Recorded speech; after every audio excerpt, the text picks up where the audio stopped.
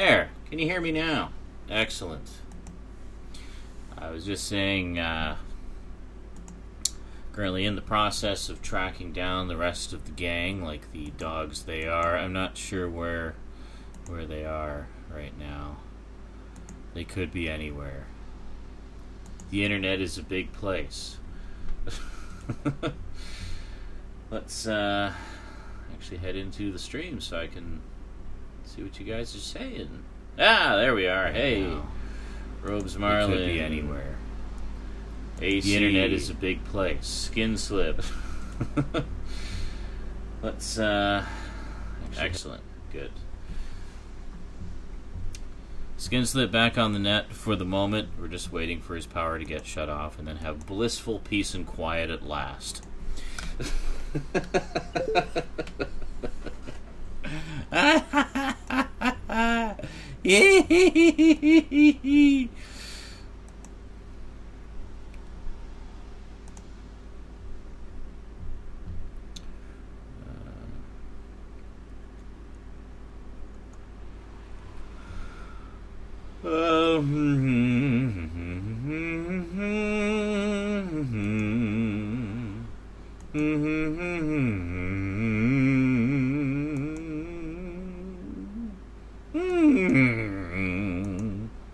Alright, I think we got him.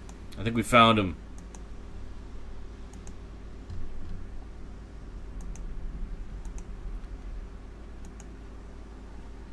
Wow, there's so many of the gang there.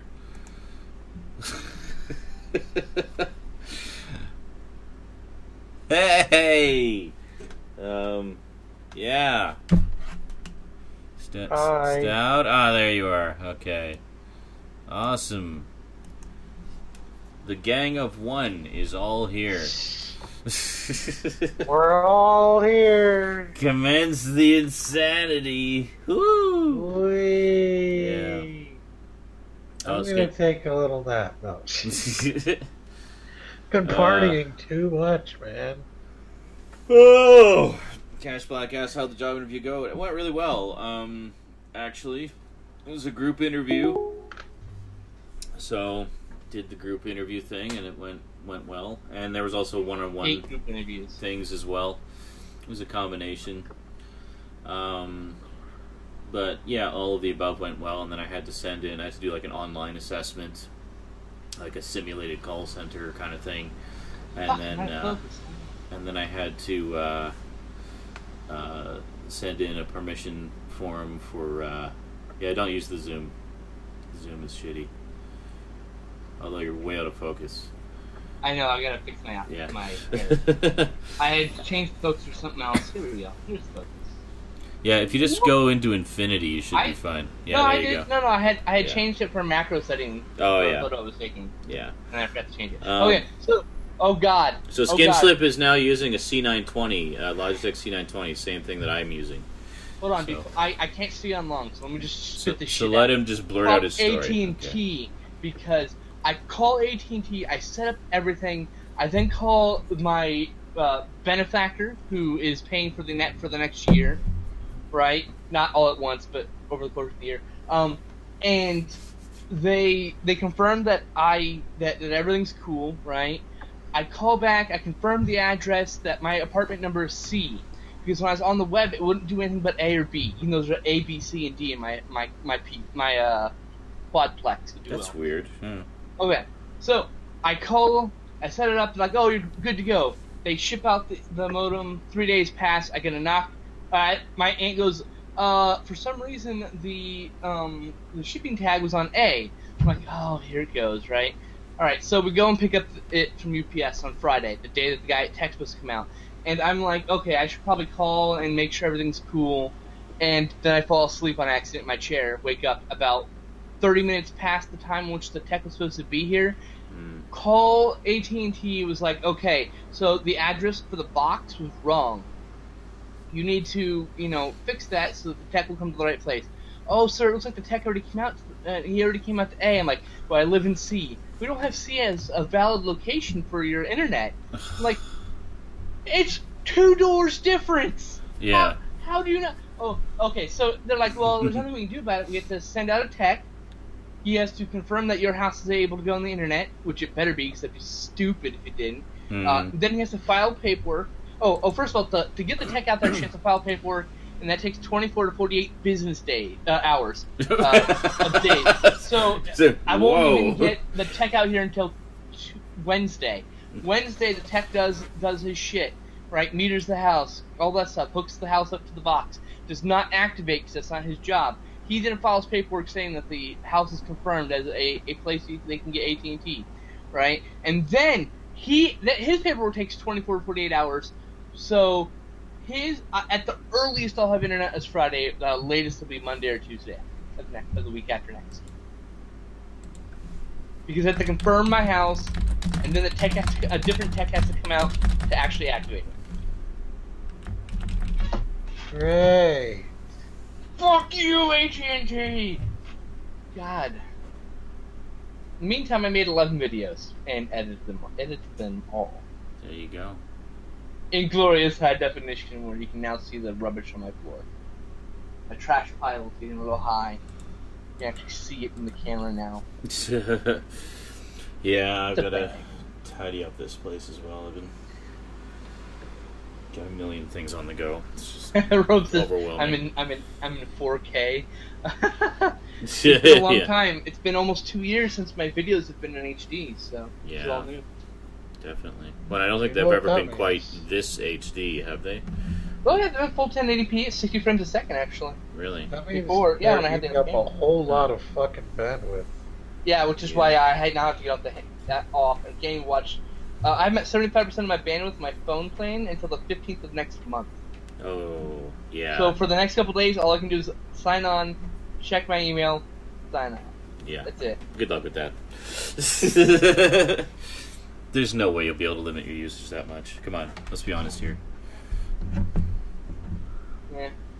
And then, after that gets fucking sorted, then I have to worry about any day now the power will go out. Probably before... And the rest part is my power will go out, and then the tech will come out and say you can't meter because the power is shut off in the house. I'd be like, I hate my fucking life. I hate your life and my life. I hate everything. I hate everything. And then there'll be a news report of a fat, lonely nerd missing teeth who hung himself with a belt. Mm-hmm. Yeah. Well, AC, I'm sure he's not too broken up about you not shipping out the Ghost in the Shell DVDs just yet because, well, chances are he wouldn't even be able to watch them in a few days anyway, so... This was not worth the $20 I paid for it. Oh, I've got that on the way. I ordered it with my Amazon certificate. Look how shit thin this is. I'll give you an example. Well, I have some digibooks that are that thin. That's half the size of Exorcist. Yeah, but Exorcist is 2 discs with a book in the middle. Yeah, but this book looks like 8 pages. Here's all the content. Let's see, I'll even count. 1, 2, 3, 4, 5, 6, 7, 8. Oh, I'm sorry. There's 12 pages. Oh, there you go. Of which 9 of them have content on them. Yeah. Not bad. That's but all right. The transfer looks great. There's no extended edition, so there's no TV version. Nah. But they at least have the deleted. They have the deleted scenes at least from that. Yeah, and the TV footage on here. I believe it's in all high definition. I did not check. Cool. And there's an all new commentary, and it smells like ass. But but is it as wonderfully stinky as our Evil Dead books though? No, my problem. I love the stink of those. My problem actually comes to be the way it's constructed. Yep. Most digibooks are bound like an actual book. Yeah. But this one's stapled in the center. So I wanted to turn the page and it almost came out of the staple. So it's just a little booklet, like a normal DVD booklet or Blu-ray booklet, stapled, right, and then glued to the inside of your cover. So it's not really a book. And that's and the disc is in a cardboard sleeve at the back. Oh, I don't like that. Don't like that. At least it's Blu-ray, so less chance of scratching, but... I'm probably going to put a disc protector on it anyway, so then I'm not happy. I'm not to the point where I'll return it, but I am disappointed. Yeah. No, that is disappointing that they skimped on the packaging like that. Especially when that was one of the big selling points. I expected it fully because it was Anchored Bay, and they haven't been good for 40 years. At least the front cover looks nice. Oh, it looks nice. and it's really and there's some nice photos and the yeah. The worded content's really nice in the middle. Yeah. But I'm just disappointed in the on disc. There's barely anything. Yeah. Commentary, a new documentary, which is I think only like 45 minutes.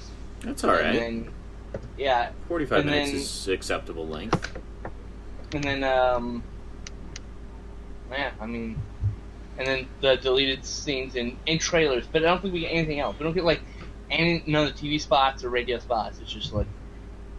So you mentioned you said there was a few things missing from a previous DVD edition. Yeah, there's I did a DVD. I did my package opening for it. So on the 25th anniversary DVD, there is a bunch of documentaries that aren't on this Blu-ray. Okay. Right on the Blu-ray, and then the Blu-ray has stuff that's not on this Blu-ray. Yeah, and then really? And then there is a release of the DVD with a thing called Halloween Unmasked 2000. Yeah. That is something I don't own currently. I think it's the Evil Dead thing over again. It's like you basically need several editions across several formats to have everything for that. 4 editions. 2 Blu-rays, 2 DVDs. Yeah. Damn, well I should have kept the other Blu-ray edition. Yes, you should have. Oh, well. It's got a completely different commentary, actually. Yeah, really? Fuck. Yeah. All new commentary on the digital. You know, that one still goes pretty cheap. I'm sure I can find it for like $8, no problem, dude. Probably like $5. The only way to get the TV version currently is there's a box set of Halloween with the map, the shape on the front. That's the 30th anniversary edition, I think. Yeah, with it's got Halloween 1, Halloween 1, 4, and 5, and 6 maybe. I don't remember. I know it's Halloween. No, it's Halloween 1 and 4 and 5. Yeah. Don't even have 2 or yeah, I remember looking at that. I think that was the first time the first one had been put on Blu-ray. So I apparently had the Unmasked 2000 edition, which was at one point 2-packed with this documentary here. It's a 5-hour documentary. That's something I'd like to pick up. Yeah, this is beautiful. Awesome. This is wonderful.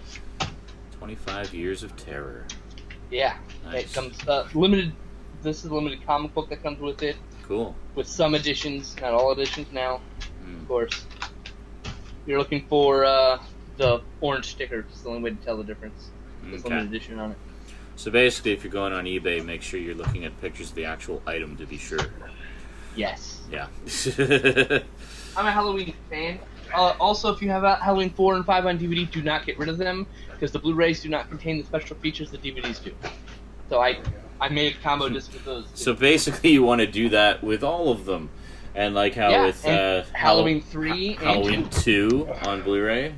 Yeah, both Blu-rays, or both DVD. No, yeah, you can. No, you need the Blu-ray of Lionsgate, and you need either Blu-ray or DVD of the Screen Factory. Yeah. And the Halloween 3 is the only one that doesn't have multiple editions. Because it got bare bones before. So that's it. That and 6. And then so 3 and 6, you're good with one. Yes. One of them. Yes. Awesome. So 5 out of 7. You need multiple editions. I have most of them too. Just I'm a Halloween fanatic. I love Halloween. I really should go. I've always been a huge fan of the first 2, and I've always enjoyed the third one. I don't really remember the rest of them that much. I know I've seen up to 6, but the first 2 made a big impression on me. I like 1, 2, 4, and 5. I had not seen 6. I own 6. I haven't seen it yet. I remember liking 4 and 5. I just don't remember. I'm skipping 7 and 8 because they're awful. I'm a fan, but I'm not that big of a fan. I know I'll never watch them. You know. So anyway, getting that 7-hour Friday the 13th documentary. I'm sure a lot of people are. Yeah, that's. Both documentaries that have come out. His name was Jason, and the other one. A Cut Above or something like that. No, Cut Above is the Halloween documentary. Oh, never mind. On. No, this is the She Came Home featurette. Right. And Cut Above is on this Blu-ray.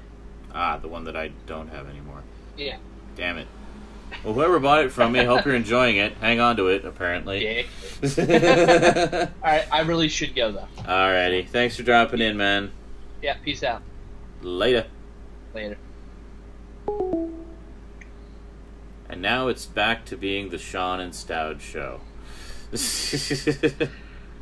Yay, we're the only people who care anymore. No, we're just the only people who have the internet. Actually, no, we're not. Where the fuck is everybody? That's what I'm wondering. Accept the link. It's not like I put up the thing hours ago. Everyone knows that Saturday Night InSaNiTy is on Saturday night. Hence the name. Yeah. Oh boy. So everybody just suddenly has better things to do, I guess. Fuck them. There can be nothing better. That's right. So, Stout, did you know that Power Rangers and Voltron are the exact same thing? Yeah, I've known that for years, man. Yeah, I had some comments today from a viewer on my Power Rangers video. Basically, my Power Rangers video saying I'm not a fan of Power Rangers, and then someone somewhere in the comments mentioned Voltron, and then this other viewer popped in and said, well, you know, they're basically the same thing, and don't kid yourself into saying that they're not. And I'm like, no, they're really not. Like, just because they both have a team of characters that fighting a giant robot doesn't make them the same show. Yeah. The same thing, or even the same basic concept. I mean, like, Voltron is based more in archetypes and mythology, whereas Power Rangers shares more similarity with, you know, like Ultraman and stuff like that, with shades of Godzilla. And I think we just lost Stout.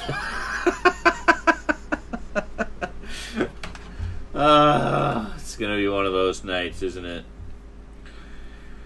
It's gonna be one of those nights. My network connection is fine, Google.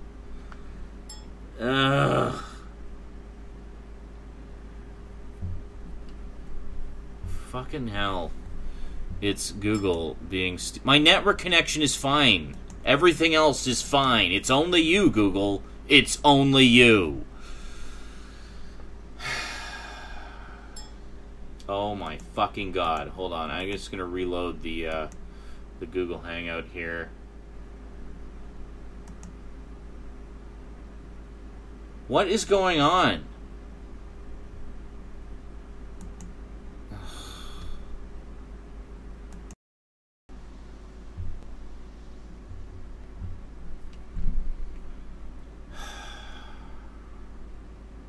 Uh-huh.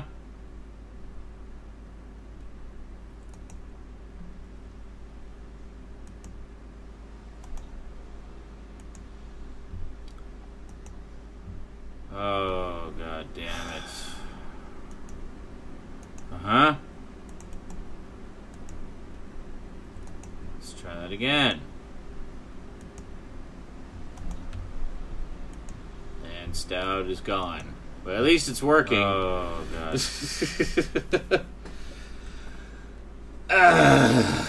Where did I leave off? I can't even fucking remember. Thanks, Livestream, and just everything for completely derailing my train of thought. That's great. Thanks. Appreciate it. What a pain in the ass. Where the fuck did Stout go? Stout just ran away. Well, it's gonna take 20 minutes to get this working. I'm gonna go take a shit.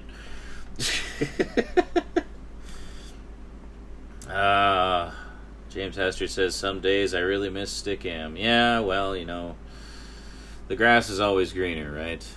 I mean, Stickam had its fair share of technical issues as well, not the least of which being horrendous lag between chatters. At least here we can chat in real time. So, something about Power Rangers. Robes is asking, when do I expect to hear back from the kids at Shaw?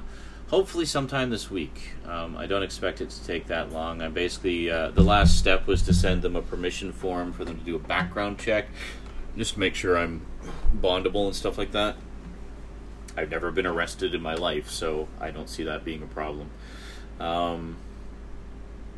Yeah, so basically as soon as that goes through, I think that's pretty much it, and I'm in. So they seemed to be in a big rush for me to get through all the assessment stuff.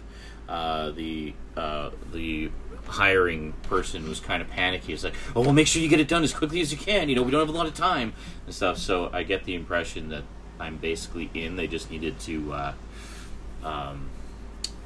you know, take care of some formalities in the process. So I don't know. We'll see. Fingers crossed. I definitely feel good about it, though. I mean, they seem to be really impressed with my past experience, because I do have call center experience. I do have tons of customer service experience, and I'm A+ certified, which means, you know, I'm not technically inept. I can actually talk about technical stuff with, you know, confidence. So, yeah, we'll see how it goes. Rob says, if you can get in, you can refer me to a Winnipeg branch. Oh yeah, he'll be a great worker. He types to me often.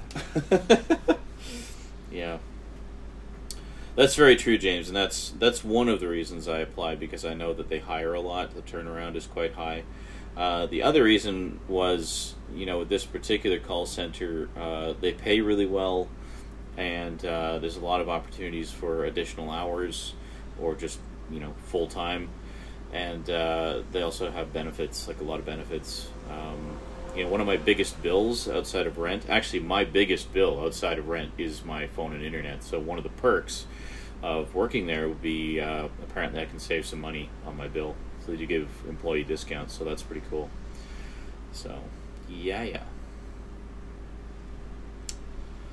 Robe says, when in doubt, turn to a call center. I work in 2 right now. Well, there you go.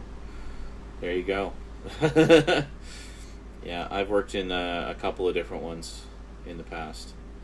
So there's a bus stop literally right outside the building. So it's as close to a bus route as can be. So there's a stop that stops right outside the door, so that's pretty good. And the bus that I catch to go there stops right across the street from me, so it's a pretty good, pretty convenient. It's all a sit-down job. You're sitting in a cubicle at a computer with a headset on, taking calls, and that's pretty much it.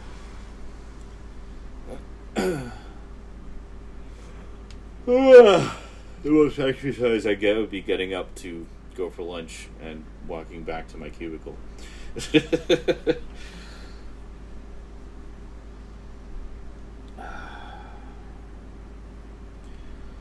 But yeah, I remember the last call center I worked at. I made a lot of good friends there. A lot of people I still keep in touch with. Just always seemed to be a really, you know, friendly environment. Office space. Corporate accounts payable. Mina speaking. Just a moment. Corporate accounts payable. Mina speaking. Just a moment.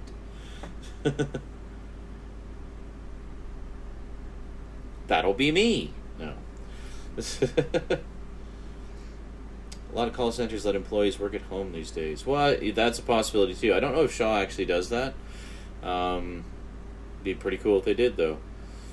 If that's an option, then maybe I'll do that. Although I do enjoy the social aspect of working in a call center, like of the you know, socializing with the coworkers and stuff. So.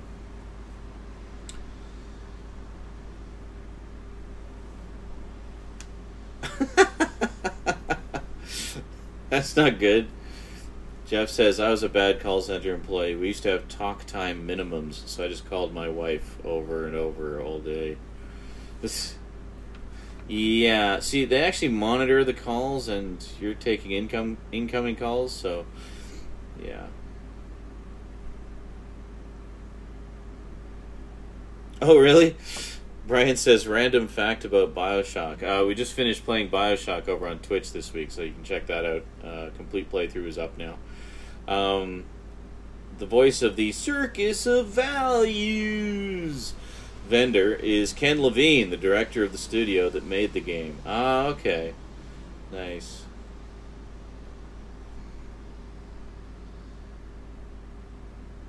Really? Well, Rob says, I had an interview with Shaw, but I got so discouraged from insane amounts of bitching online about them. Well, you know what? You're going to hear that about any big company. Like, it's just kind of par for the course, especially when they're a cable company or a service provider. And there's always going to be people who've, for whatever reason, had a bad experience and just can't let it go. You know, it happens sometimes. But I've heard people on both sides of the fence, like some that just swear by Shaw. Like myself, I swear by them. I've never had a bad experience with them, and I'm not just saying that because they're about to hire me. That is the God's honest truth. I have never had a bad experience with them. TELUS, on the other hand, is the other service provider here I've had nothing but bad experiences with. Actually started off good, and then it just completely went in the toilet one day and never got better. So I basically said, screw it. Ojunix, yes, I do still have net, obviously, for the moment. We'll see how long it lasts. I was able to send them some money this week, so I'm hoping that it's enough that, it can keep the wolves at bay a little bit. I'm expecting, hopefully, some more money to come in next week, so hopefully I can send a little more their way and, slowly get it back on track. So...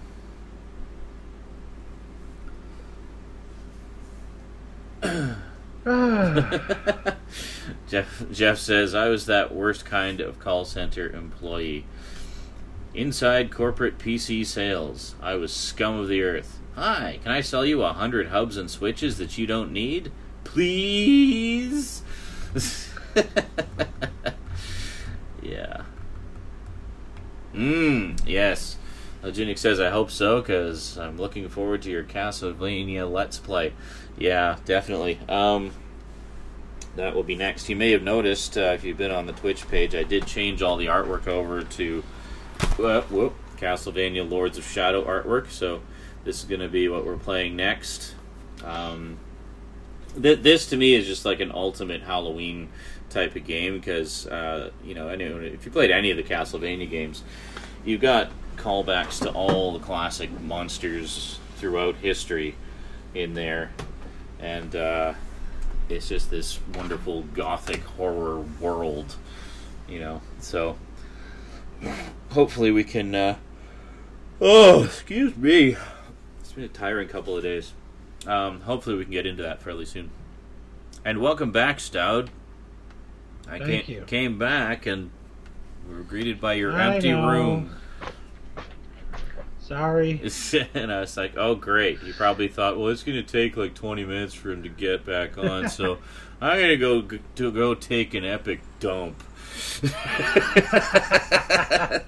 That's exactly what I thought. Awesome. Only it didn't take 20 minutes this time. That's amazing. A random box says, I've only ever played Castlevania and Super Castlevania 4. Yeah, I haven't really played much of the early ones. I was kind of late to Castlevania. The first one I actually sat down and played was Super Castlevania 4, which I absolutely loved. Such an epic game. Absolutely just was blown away by that. Didn't play it through to completion, only had it as a rental over the course of a weekend, so a friend and I were playing it. But both of us were just completely blown away by it. Just an amazing, amazing game. Mario Fanboy says, ever plan on playing the game Amy? Well, actually, I started playing Amy. You can find the playthrough of the first chapter on Twitch. I will most likely get back to it at some point, so just not sure when.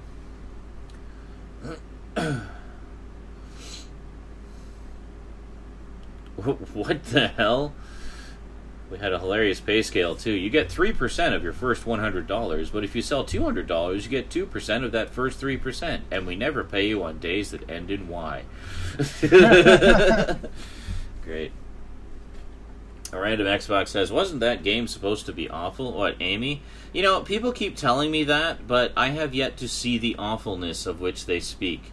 Yeah, it's a little bit awkward, but what people don't seem to be realizing is it's an independent game. It's not a big studio game, so of course it's not going to have the same polish as a big studio game. For an indie game that tries to be essentially of the same caliber as a big studio game, and I think does pretty well at it,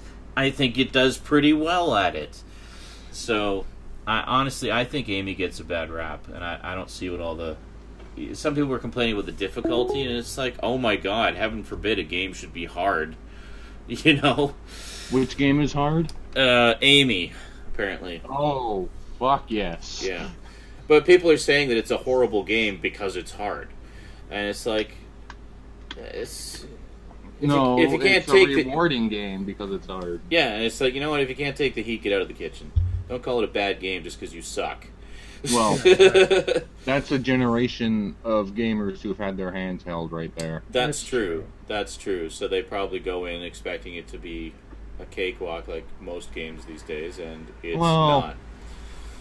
I don't know. I have my a 14... simple button combination, damn it.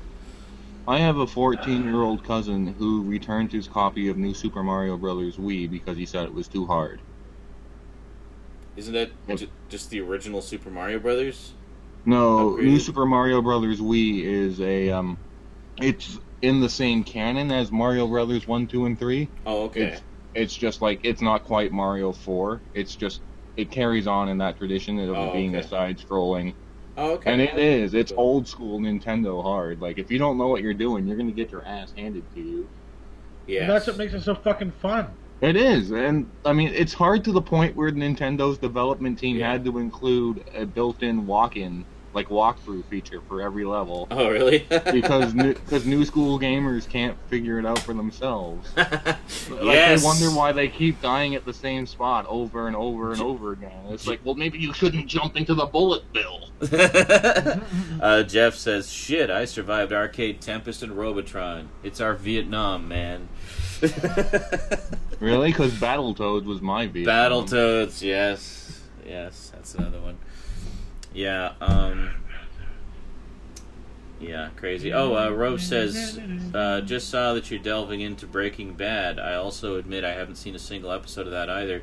For some reason, when something gets hyped to that extent, I have a hard time wanting to see it. To me, it wasn't so much that it was getting so much hype. It was just, I just hadn't got around to it. I actually wanted to see it because I really like Bryan Cranston. I think he's an awesome actor. And I liked the premise of it from what I had heard about it. It just sounded like a really a fun kind of show with, you know, dark humor and stuff. So I barely even started. I've only watched like the first 20 minutes of episode 1, but already I can tell it's something I'm really going to enjoy. I like this kind of, you know, I mean, it's obvious a very serious, dramatic show, but it does have humor to it that is kind of, you know, dark. It's dark, yeah, it's dark and kind of quirky. So I'm already digging that, just the tone of it. So, yeah, so I definitely look forward to diving in. I'm probably going to marathon a few episodes later tonight, and because I know season 1 is only like 7 episodes, so I'll probably just blow right through that. I have a question. Where is everybody else? That's what we were wondering too. Thank you for coming in. I know where Mia is just because I know where she is all the time. But it's like, well, I kind of understand why Skinflip's not here. He came in very briefly, just using some of his limited bandwidth to say hi and give everyone a quick update. But it must be that since we're not playing video games, that Garbage Gamer's not here.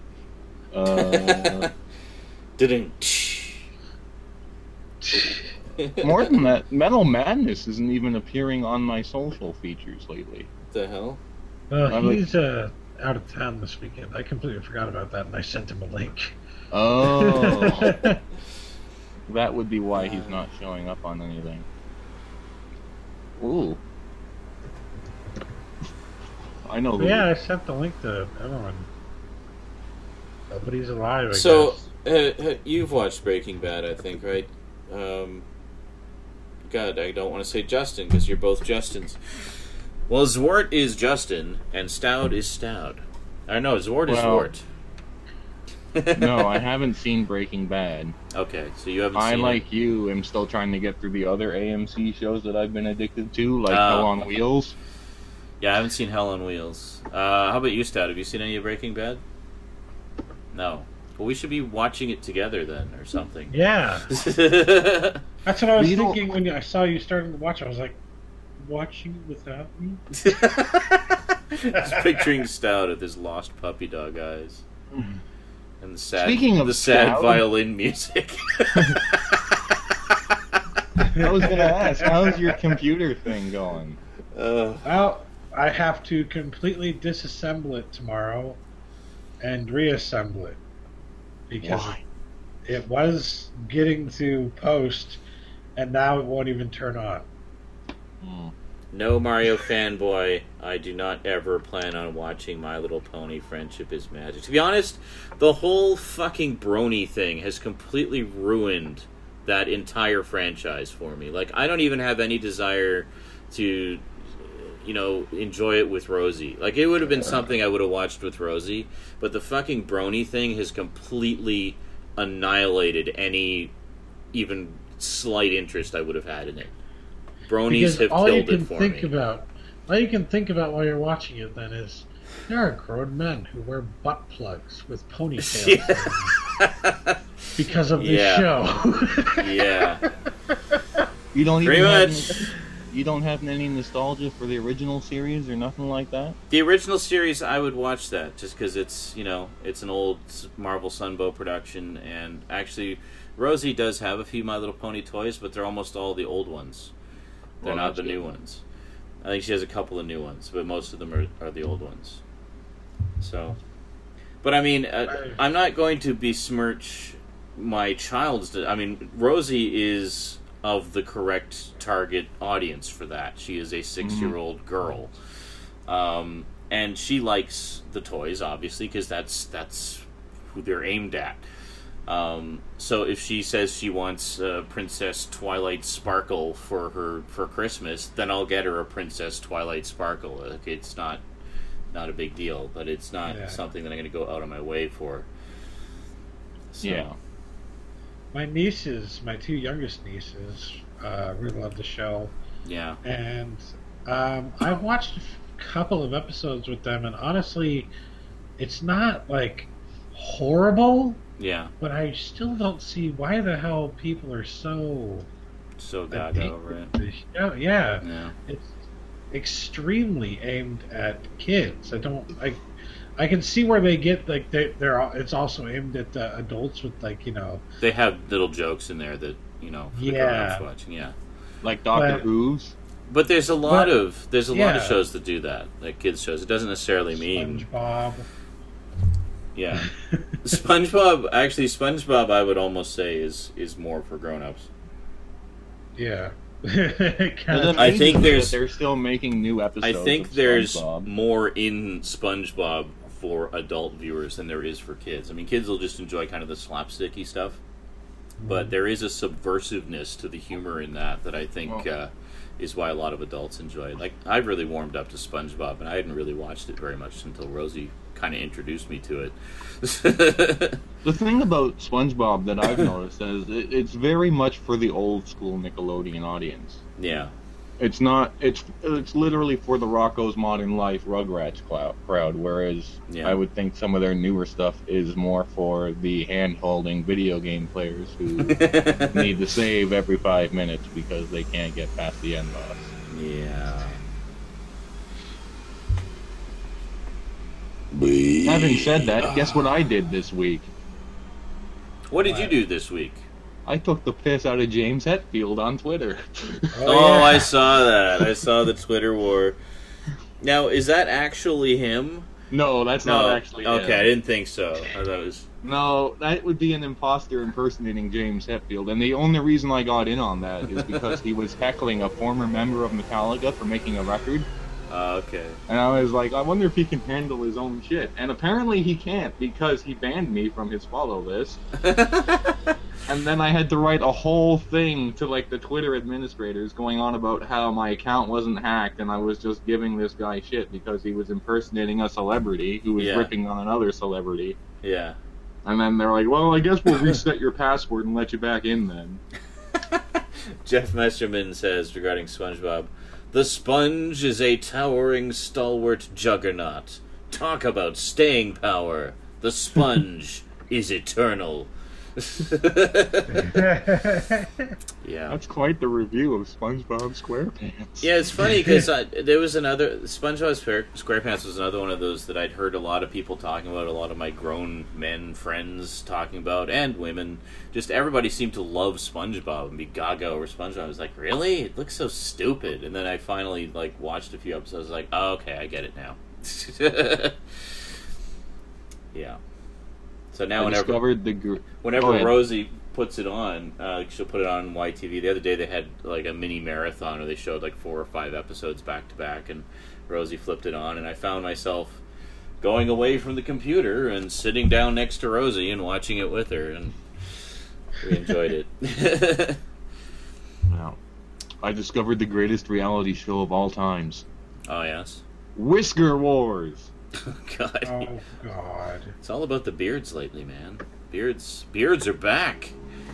Hey, I'm not saying I had something to do with it. I'm just saying I had something to do with it.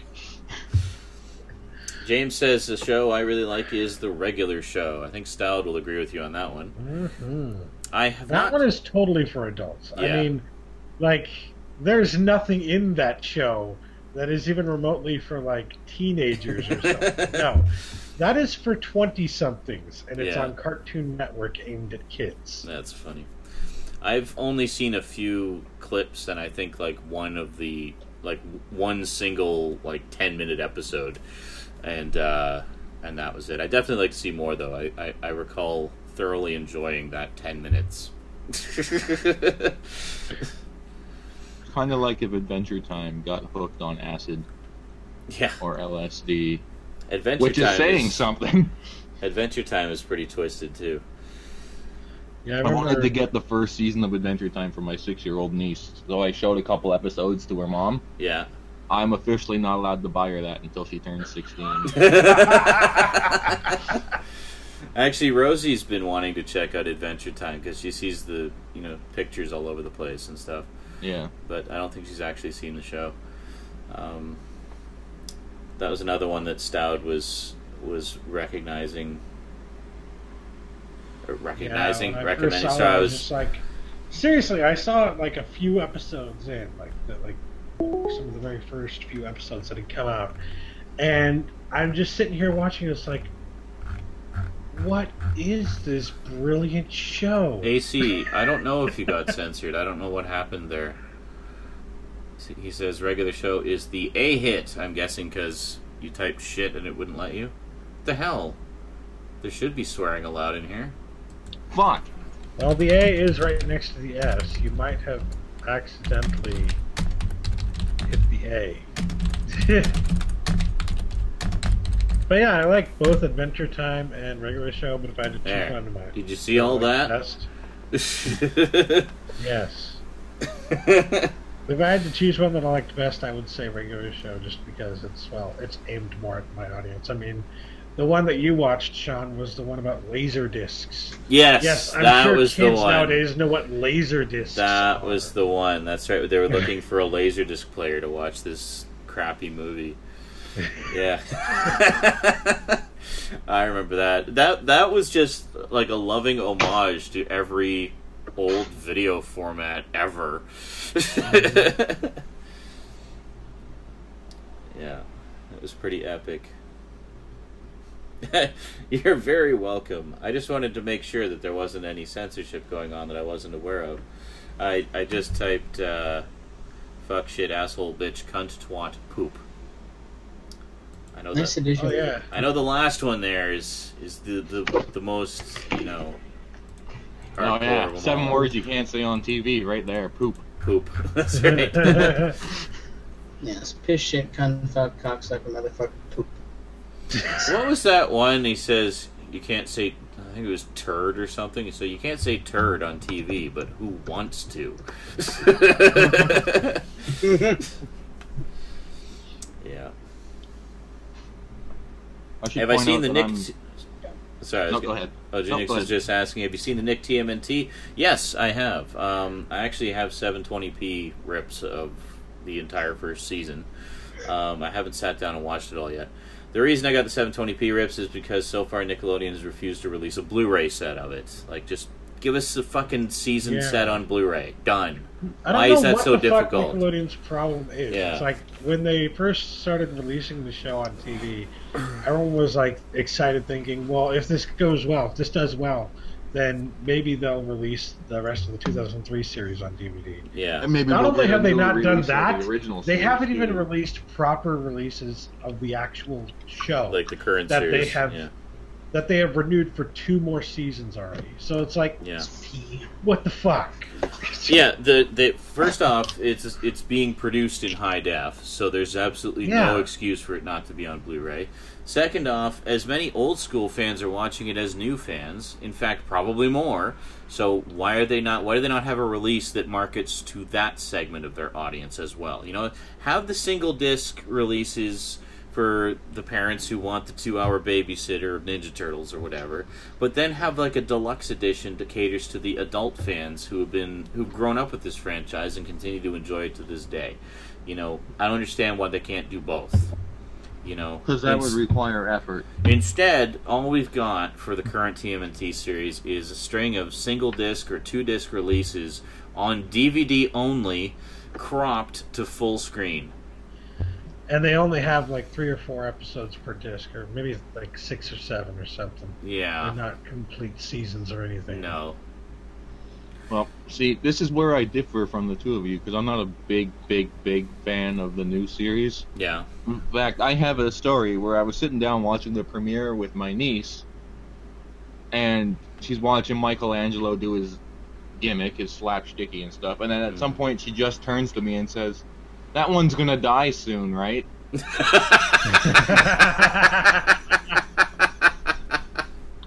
Like, I don't like lying to kids, so I had to tell her that he's not gonna die. It's like, I don't want to watch this anymore.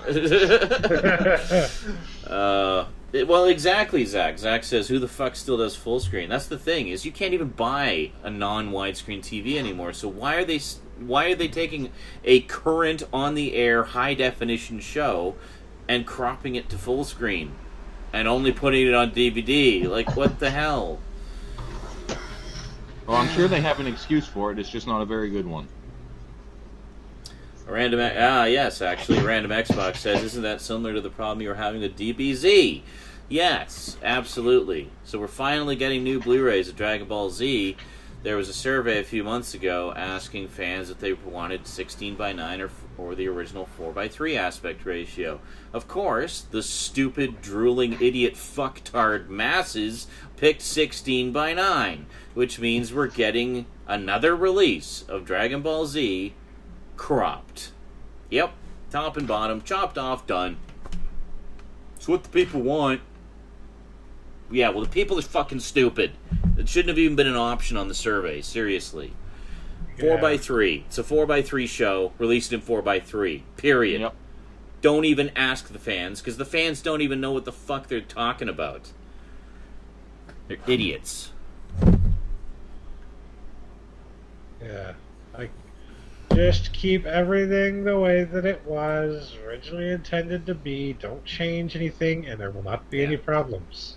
What they should have done was finish the level sets, because the level sets were fucking awesome. They were finally the show done right.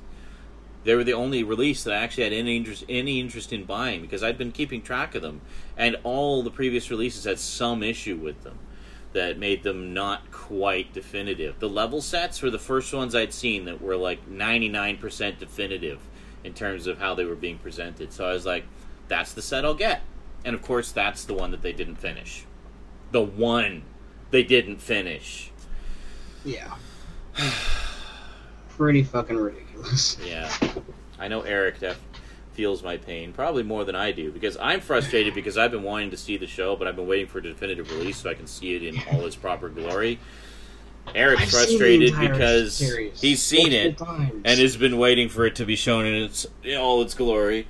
Like I said, the only thing that I wanted out of the level sets that they didn't put in, which I don't mind at all, was having the third audio track. Oh, the other dub, or whatever. Yeah, or the other music, wasn't it? It was another dub. Oh. It was a whole other dub by different voice actors.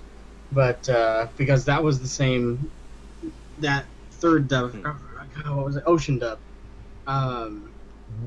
was used all the way up to the middle of the Frieza saga, and that's what I first watched. So it was one of those, just for nostalgia reasons, it would have been nice to have that up until they started airing the Funimation dub on TV.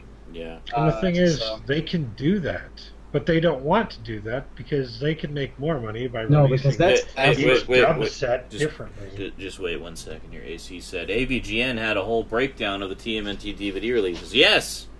So did I. About 3 years before he did. Just saying. My own mother tried her hand at DVD buying today. Yeah, and, okay. Sorry, just one other quick thing. Jeff says the original Dragon Ball has a decent release, though, yes? Yes, Dragon Ball and Dragon Ball GT both have perfectly fine releases. You can get the blue bricks for Dragon Ball and the green bricks for GT, and you're good. They figured out, they did those properly. They did those after doing the orange brick DBZ sets, and everybody complained about them, so they didn't fuck with them in those. They just presented them the way they should be. So get those, and you're fine.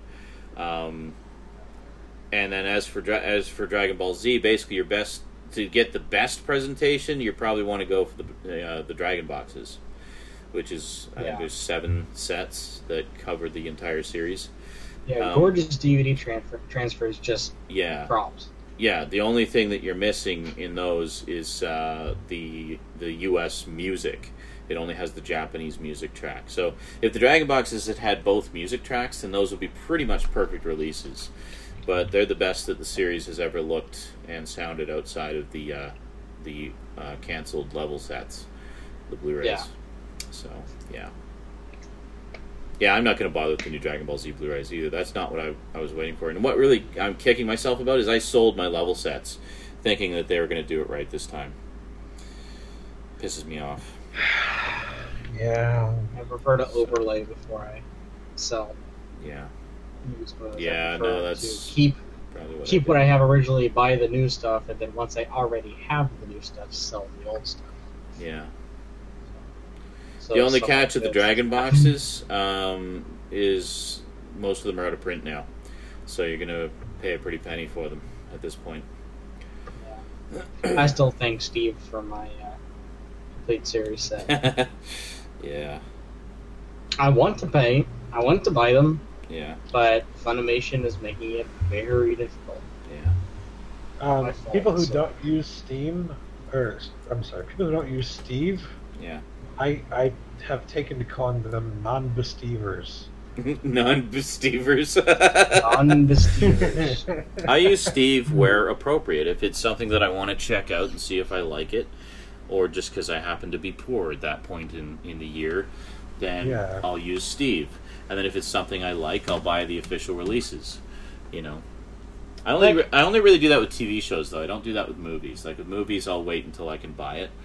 But with TV shows, I figure, well, I mean, it's either this or watching it on TV. I mean, either way, I'm not paying anything for it. So yeah, I have like a moralistic. The cable company's still getting my money. Speaking of TV, did anybody catch Agents of S.H.I.E.L.D. this week? I did. Wait a minute, Ben. You did not watch Twin Peaks the movie before watching Twin Peaks the series, did you? Because you're actually supposed to watch the movie last, because it has some huge spoilers for the series in it. Oops. Always watch the series first with Twin Peaks. You'll get way more out of the movie and actually be able to understand what's going on if you've seen the series first. Oh dear, oh dear, oh dear. Well, that's why you didn't understand what was going on. The movie was made specifically for fans of the show, so it absolutely assumes knowledge of the show going in. Yeah, watch the series. The series you'll find a lot easier to follow. It takes you into the lore gradually, and then watch the movie again, and you'll get a lot more out of the movie.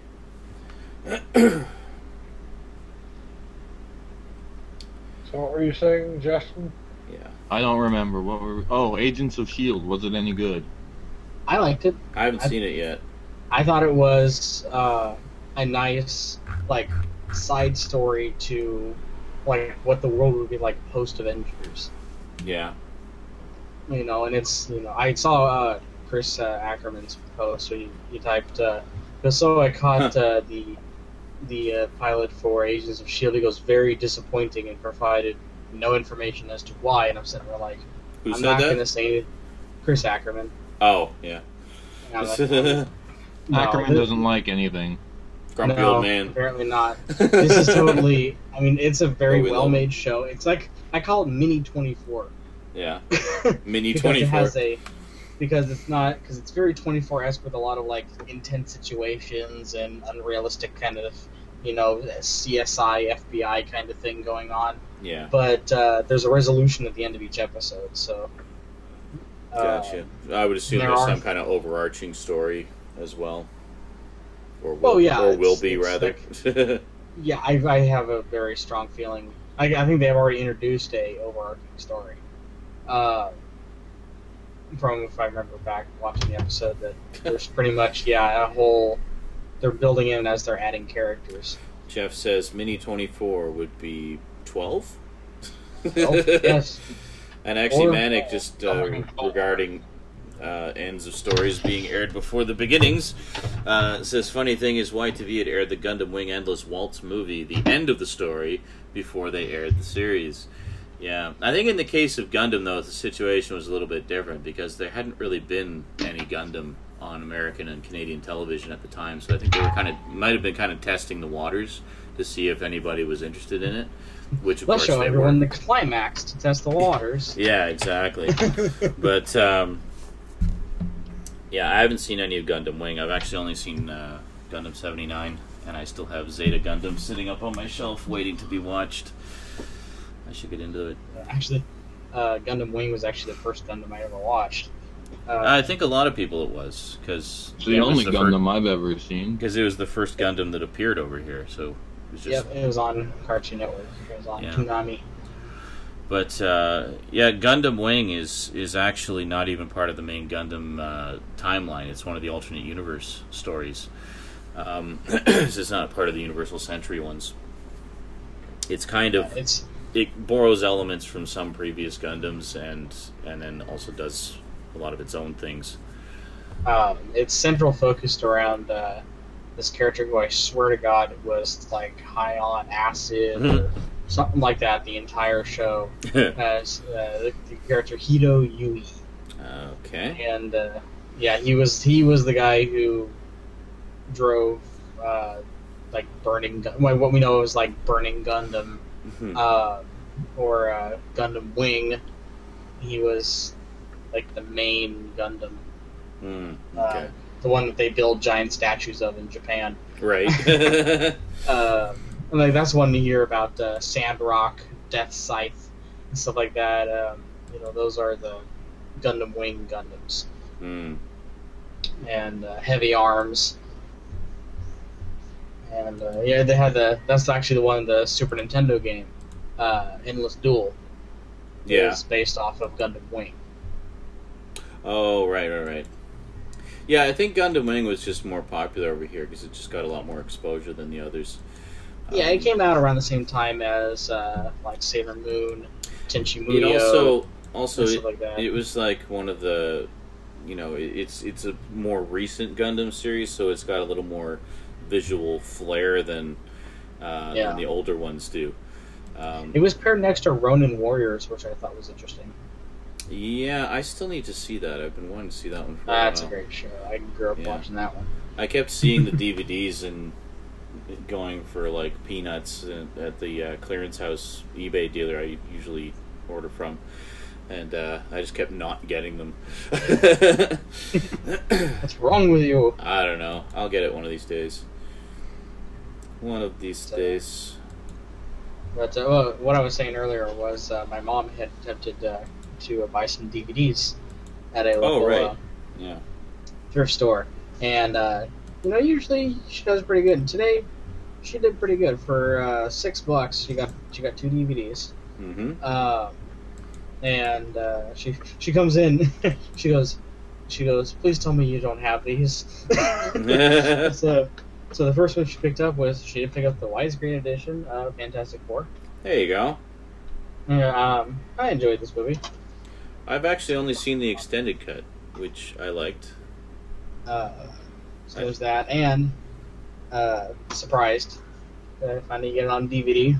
Oh, brother, where art thou? There you go. Oh, brother, where art thou? Never actually seen that one. We're definitely going to be. I love that fucking movie. Yeah, I've heard it's really good. I've just never seen it. Yeah. Speaking of, got John Goodman in it. There in the middle. Oh, yes. Turn them into a horny toad. But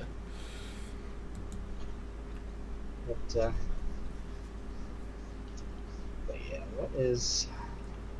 I don't want to stop, goddammit. I'm a Dapper Dan man. Dapper Dan man. Yes. That's that whole thing. You know, rather than getting water or food, he more focuses on getting Dapper Dan, hair grease. It kind of looks like Guncraft. It's 7 days to die. 7 days to die. Oh, guess what I picked up for Steam last night? What'd you get? What'd you pick up? I was able to convert some money, or some credit that I had gotten through Amazon for buying other things earlier this year. Mm-hmm. They let me convert it to general credit instead of just being good towards one game. And I used the $15 in credit I got for that to get TMNT Out of the Shadows. Nice. TMNT Out of the Shadows. Wait a minute. Teenage Mutant Ninja Turtles game. Oh, the game. Right. Gotcha. I was going to say, that's not one of the single disc volumes we were just trouncing, was it? No. So, yeah, those DVDs suck. And, oh, hey, guess what I bought, guys? I bought one of those DVDs.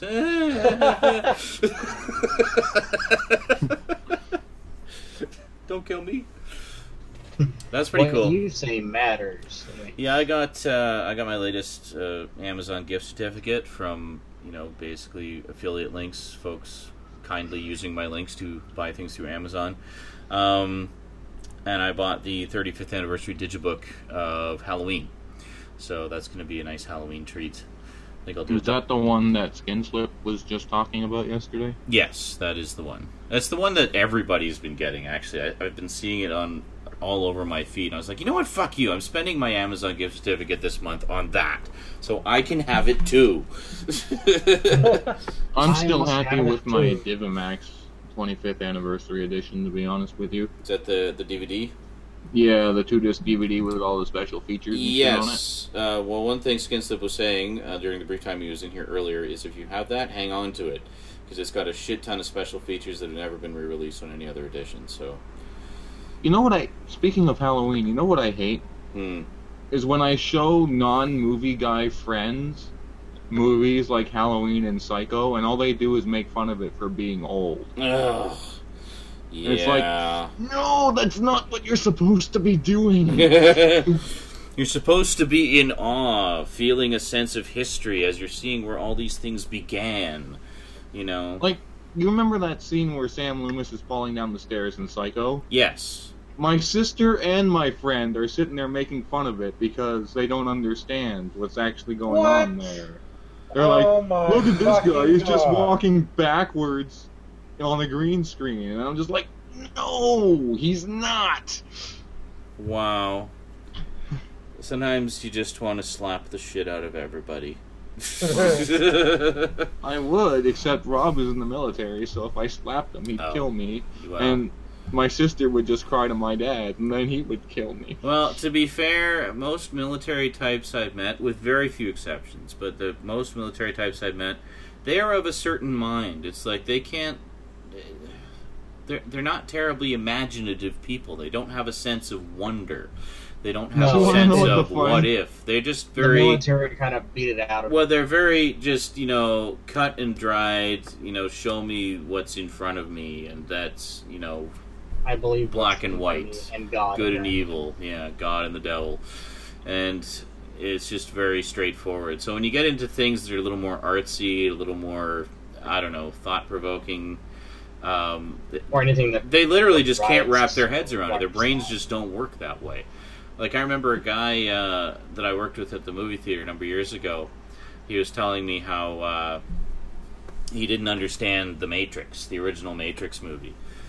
And he had basically just come out of the military and was just working, you know, doing some odd jobs here and there, I guess, until he went back. But anyway, so I explained it to him. I said, oh, well, you know, it's like it was a virtual reality thing they were living in, and the machines had taken over the world, and they were using humans as their power source. Well, they had their minds linked into this computer simulation to keep them complacent. And he was just like staring at me blankly. And I'm like, you know, that big part in the middle of the movie where they explain that whole thing for like 20 minutes? The backstory? And he was like, yeah, I don't remember any of that. Like, I don't. Yeah, when they were talking about like machines and stuff, like I had no idea what they were going on about. I was like, they explain it. They now, they spell the whole thing out for you in the middle of the movie, like that big spiel by Morpheus, where he ends by saying, "So mankind is reduced to this," and holds up the battery, and it's like, how can you not follow that? It's explained so clearly and so simply, but he just didn't get it. His brain just did not function that way, and he could not process it. The funny thing is, Rob actually has a master's degree in music composition. That's crazy. So when it gets to him, like, ripping on movies for being old, it's literally because he doesn't like old things. Yeah. No, and I see he that. like old things, and he writes music. Yeah. Well, if you write music, then you have to have an appreciation of the origins of music, which started hundreds years ago, fucking thousands of years ago. Later, way older than film. Yeah. You know. Yeah.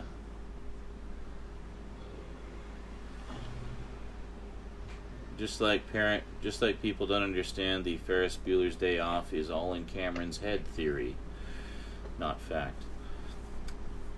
Yeah. Yeah, that's a possibility. Just a fever dream. There are some aspects to Ferris Bueller's Day Off that don't make logical sense, so it could just be a dream. It could be Cameron's dream where Ferris is the main character. Well, it's because Cameron just hates himself so much, so he can never be the central guy. So he lives vicariously through Ferris in his dream. That makes right. perfect sense. Yeah, no, I can. That's absolutely. You're my hero. Jack's There's an hero. actor who hasn't really gone on to fame and fortune, is the guy who played Cameron. He did a couple of things. I remember he was in Speed, and he was one of the main characters in a sitcom a few years back. I don't remember which one it was, though. I swear I'm remembering the same thing. The sitcom, I don't know which one, though. Cash Black says, "Drag Me to Hell" is all in that girl's head because she has an eating disorder and it affected her brain. The end. Not enough nutrients getting into your brain.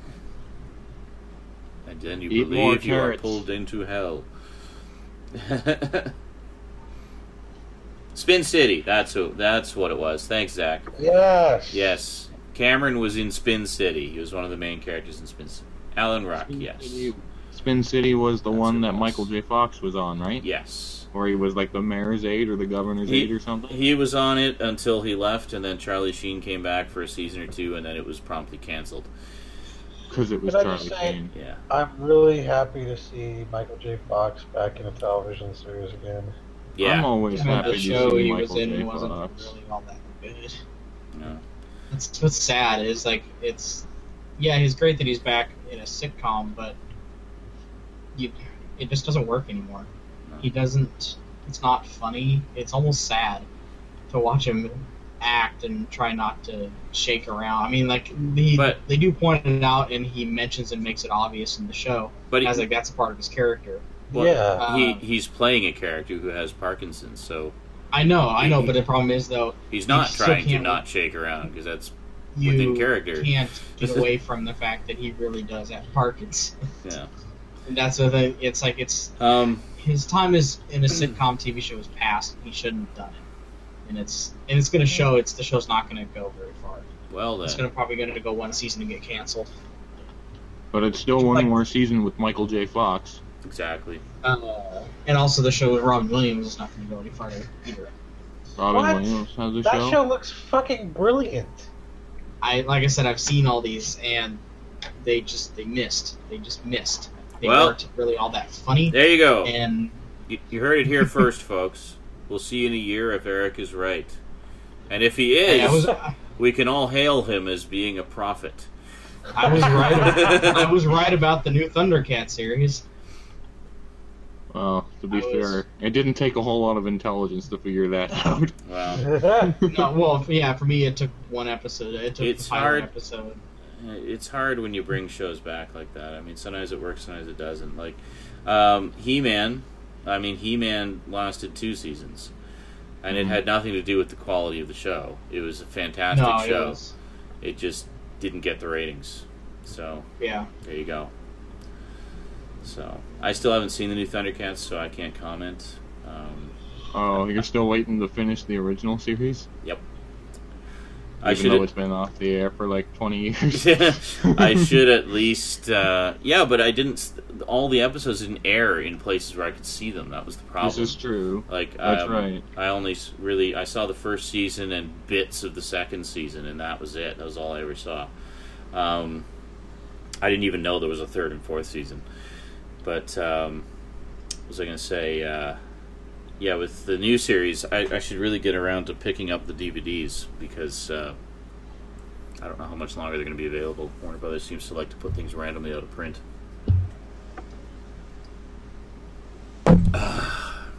Yeah. I'm pretty sure all the ones they made are out on DVD now.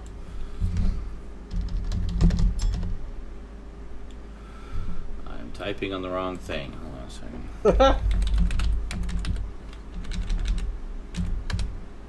Actually, no, hold on.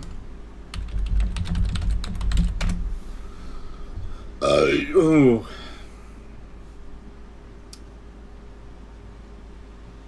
But the thing is, when you see, like, Michael J. Fox and Robin Williams during these shows, you gotta know that it speaks more to the audience that's familiar with them.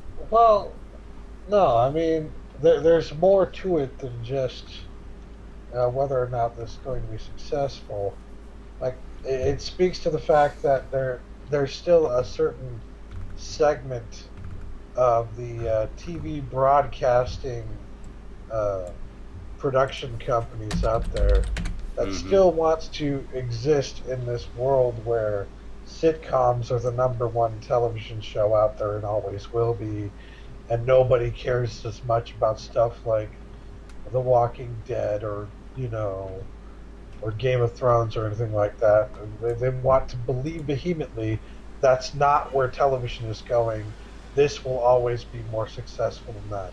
And it's like, it's just like, the only way they can even get it across or get it to work is by getting these, well-known actors to perform in their shows, or well-known comedians for that fact. And in terms of Michael J. Fox and Robin Williams, it's literally just like they're doing it for a paycheck. And you will, if you're an actor, you will take a TV show over a fucking movie, because you're going to be on screen and earning a lot more money for a TV show than you are from a movie. So, I literally got the same vibe when I saw the pilot episodes for these 2 shows. I got the same vibe as that William Shatner show a while back, Shit My Dad Says. And it's just the same thing. It was like, okay, let's take someone who's really famous, can be funny at times instead of, an actual comedian, and put them in a sitcom and see what happens. I thought they didn't learn their lesson. I thought William Shatner was inspired casting for that. The thing I think was the problem with that show, Shit My Dad Says, was it was something that worked best in its original form, which is basically a Twitter feed. And to try to build a sitcom and build characters around that Twitter feed, which is essentially just one-liners. Is that what we've come to? That we're trying to make entire show ideas out of something as simple as a Twitter feed? Yep. As a Twitter post where, oh, that's a funny Twitter post, let's make a whole TV series out of it. Mm-hmm. Now, having said that, I'm pleased to announce the Thrustbone show starts next fall. Yeah, right. Now, but like I said, I mean, as far as having William Shatner as the dad delivering those lines, I thought that was great. That was a great idea. But, you know, it just didn't, it didn't work so well as a show. Like, I watched the first 2 episodes of it, you're done. Yeah, I watched, so it was just constantly, it was like every other line that he said, it was some kind of comment or remark. Or everything was a one-liner. Funny thing. Yeah. Everything was a one-liner. There was no actual context to the show at all. Yeah. Well, there was context to the show. I mean, they shoehorned it into like a son trying to build a better relationship with his ornery father story, but and yeah, it was awkward. Well, Cash Black says, did we talk about Agents of S.H.I.E.L.D. yet? He goes, a bit of a disappointment. We briefly touched on it. I haven't seen it yet, so I think Eric's the only one of us who's seen it. And Thrustbone. Oh, and Thrust. Oh, Thrustbone. Oh, you haven't seen it? Okay, well then you're the only one. That's why I asked if it was any good. James Hester says they already did that show many years ago. All in the Family? There you go. Now that was a great show. By the way, speaking of Michael J. Fox sitcoms, Family Ties, the complete series, was announced this week. So they finished up the DVD releases, and they are putting out a complete series box, which looks pretty nice, kind of like a family album. So nice. Yeah, so that's something I would definitely consider picking up. And there is an I don't know if it's already come out yet, I can't remember how long ago it was, but there is an All in the Family complete series set as well. Another one I'd love to get. When is Different Strokes coming to DVD? That's what I want. Different Strokes, the first season is out. I don't know how many others really. I think that's all that's out so far, unfortunately. I actually watched that quite a bit. That was part of my regular sitcom viewing as a kid. Different Strokes and Facts of Life.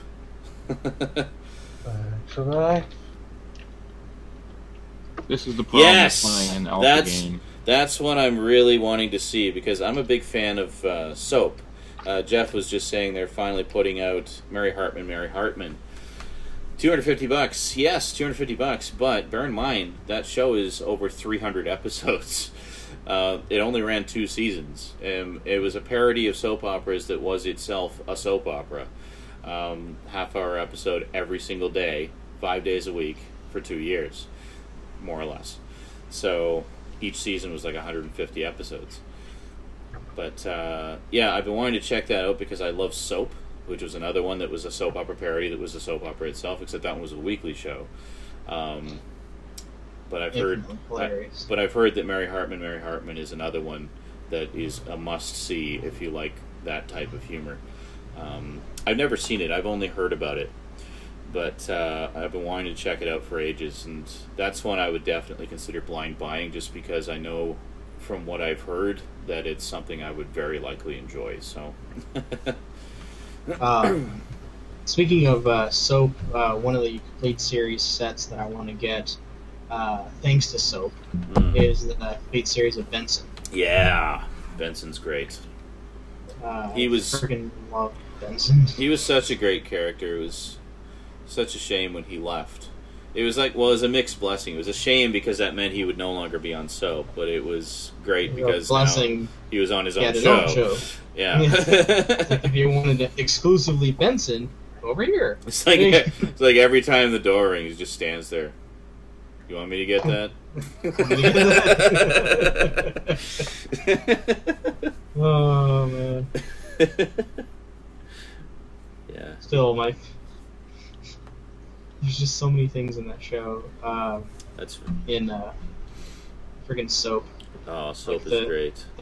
The grandfather who never technically left the military. He still thinks he's in World War II or whatever. He still thinks he's a World War II general. That's right. Is it James Hester says one of the shows I want so bad on DVD as a complete set is WKRP in Cincinnati. Yes. Yes. I love that show. Anyone who lives in Cincinnati should really want that show. But with the music rights issue, it will never happen. Yeah, the big problem with that, of course, they released the first season and fans were outraged because almost all the music was changed. The big problem with that is, in the case of WKRP, is a lot of the licensed music was a part of the joke and was a part of a lot of the humor.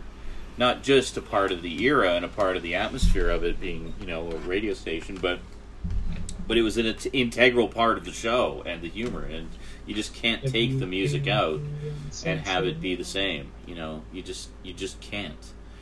So basically, the only way you can get the show is to record it yourself. On one of the repeat a lot channels. of the music and rights actually went to because WKRP actually is a real radio station out here. Oh yeah. It's not called WKRP anymore. It's called WLWT. But it's the same radio towers and everything. Down in Cincinnati, we have the giant diamond tower here. But it's still holding under license with them, which is why the sets don't have the original music. Yeah. Zach Torbeck says The Wonder Years needs a DVD release, as long as they use the original theme, not the fucking Netflix version of the theme. Wonder Years has the same issue as WKRP, basically music rights issues. And in that case, almost more so because it's older songs, bigger songs, classics. Yeah. They go for mucho dinero. Yeah, the theme for that show was a fucking Beatles song. Yeah. You're never going to get the original theme. Yeah. Well, hold on. It was a cover version of a Beatles song. It was not the original before that happened. Yeah. It wasn't the original. I know it was a cover version, but that doesn't matter. It was a good cover version. It's version. still a Beatles song. Yeah. It's a cover of a Beatles song. Yeah. You are never, and it's a Joe Cocker cover. You are never going to get that. It's never going to happen. Give it up. To be quite honest, what we did get on Netflix was pretty close to the Joe Cocker version. It's not. Was it like a cover of the cover? Yeah. It's not exactly the same, but it's pretty decent. And I don't see what the big hullabaloo is. It's like. Yeah. It could be worse. It could be way fucking worse. Mm-hmm. It's unfortunate. So do they have the complete series on Netflix?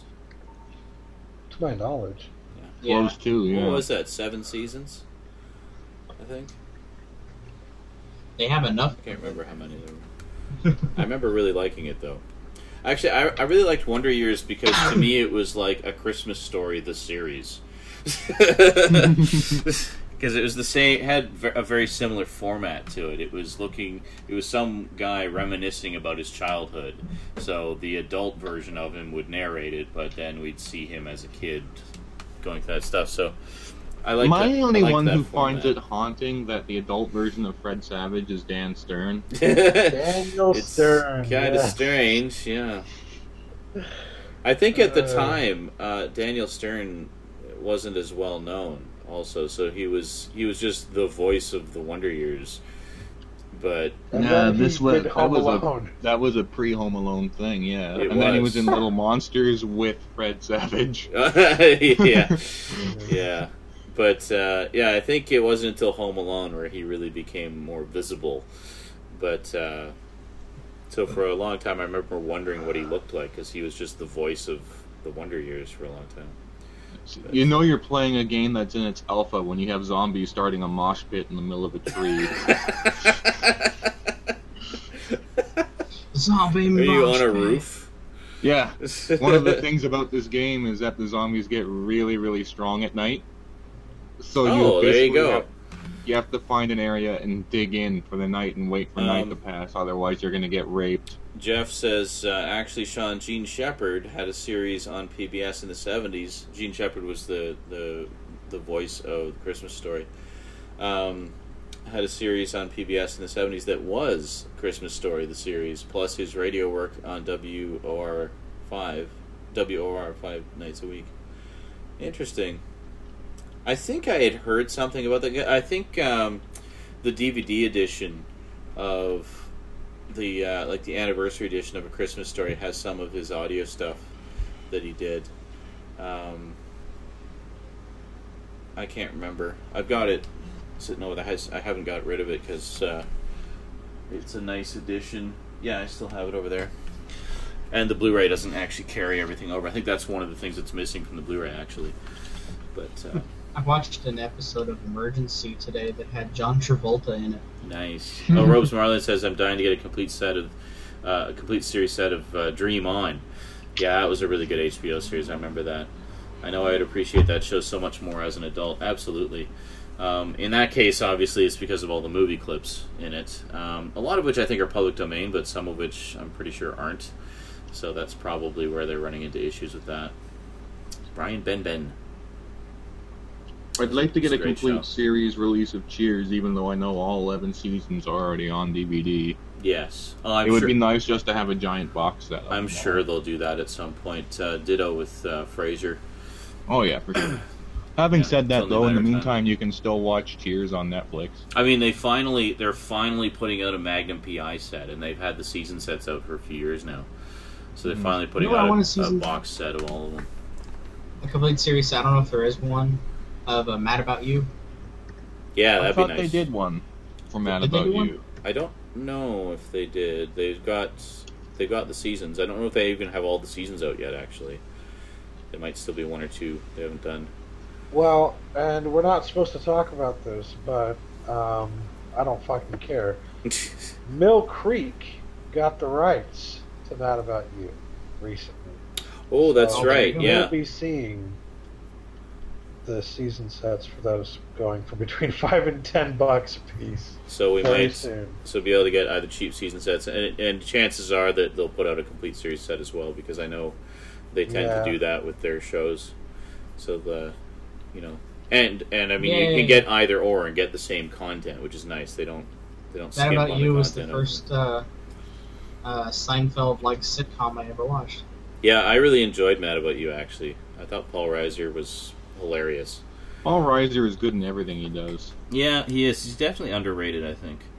Cyber 6, He's yes, really Freakazoid is on DVD. Yep, Freakazoid is on DVD. And Cyber 6 is also on DVD, I think. Damn it, Zach! Why? Why would you want that? No. He says, I want a complete series set of the Andy Milonakis show. You're probably the one person in the world. I don't even know what that is, so I'm just going to say boo. Andy Milonakis was one of the first sort of comedy people who started off on the internet and then got a show as a result of the popularity of his internet stuff. It was pre-YouTube. Oh, okay. And basically he just did all these videos that were just short, random bullshit, and then MTV got a hold of him and gave him a show. Oh, so now you know it's quality. An internet star on MTV. Yeah. So. Boy. Yeah. Yeah, you know you got a bad show when the Tom Green show is actually high quality. See, Zach enjoyed it just because it was so fucking retarded. Well, that definitely describes the Andy Milonakis show. Both also, me and the show, he says. Okay. I remember the Tom Green show, more specifically the the one episode where I watched where he put statues of people having sex and painted his parents' house plaid. Painted his parents' house plaid and put like sex statues in their front yard. I remember, didn't he turn their car into like the Slutmobile or something? He did so much crazy shit. Dude. And his dad had to start taking the bus to work because he was too embarrassed to drive the car. I think the show got the big hit, or the stuff that got the show canceled was when he started going a little too far. Like he started like making out and feeling up a dead carcass on the side of the road. And it was just like there was like this dead deer on the side of the road. And he just like decided to get out of his car and then just start like fondling it. And it's just like, that's not funny. That's horrifically wrong and gross. What the fuck is wrong with you? Yep. And it's just, you know, some of the other stuff was funny, but well, I mean, a lot of his humor, I think, it was just, you know, shock it's value, a sick shock humor. Yeah, it's a shock humor. I was watching one of his stand-up specials on Netflix, and it's basically the same thing. It's him saying things that normal people wouldn't say, and making obscene noises that normal people wouldn't make. Like, he did a 45-minute bit about how much he hates owls, and then he perched on his little stool like an owl, and he's just going, ooh, ooh, for 15 minutes, and the audience is laughing, and I'm like, what's so funny about this? Because it's a I'm like, grown this is man what happens when you give like a sped kid a microphone. Yeah. I'll be back. It is smoke time, and I must get munchies. Alright. Not simultaneously.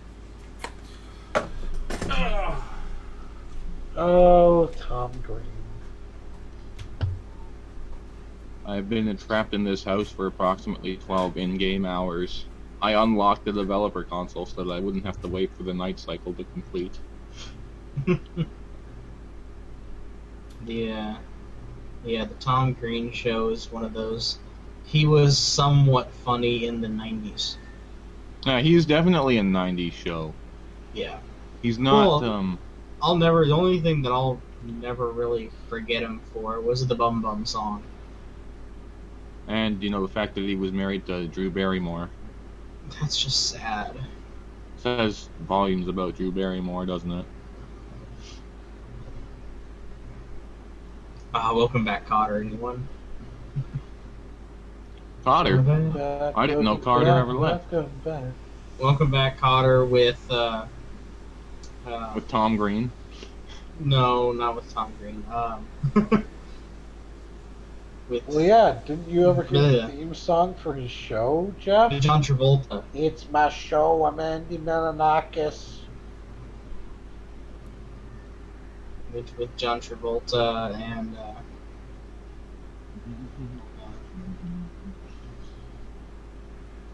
Happy Days. We can always go for some more Happy Days.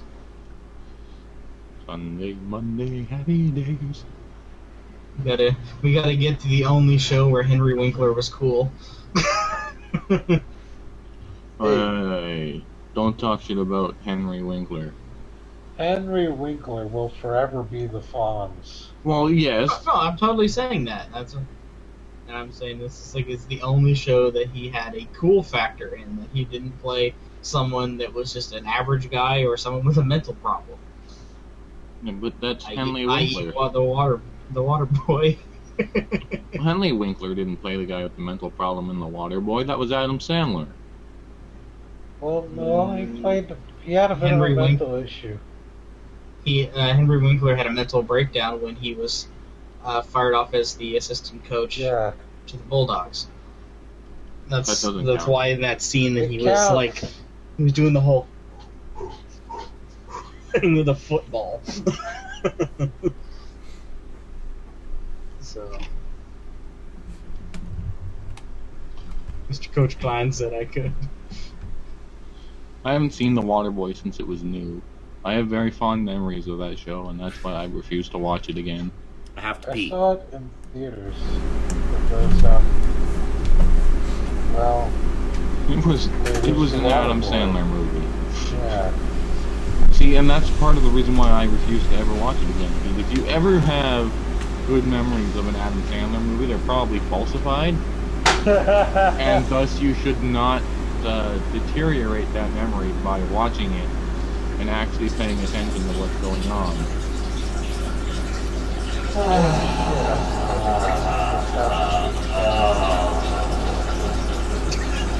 Well, yeah, he took the microphone into the country, but he's a pervert. Oh yeah, the Cajun assistant coach is the best part of the Old night in all night. Hey there, Bobby.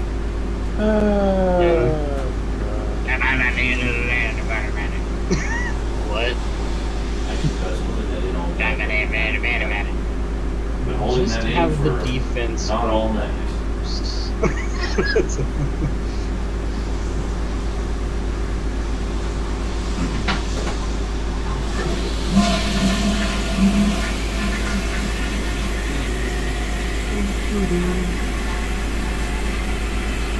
I've grown tired of this thing.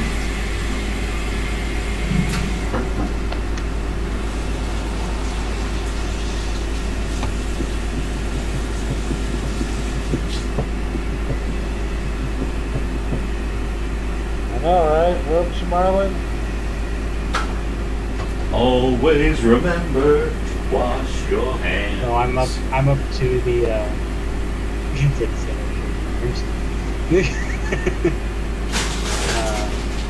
I'm up to the internet episode, the IT crowd. Oh, Jen, this is the internet.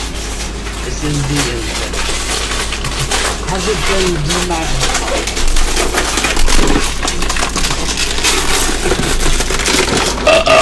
That show perfectly describes what it's like to have my job.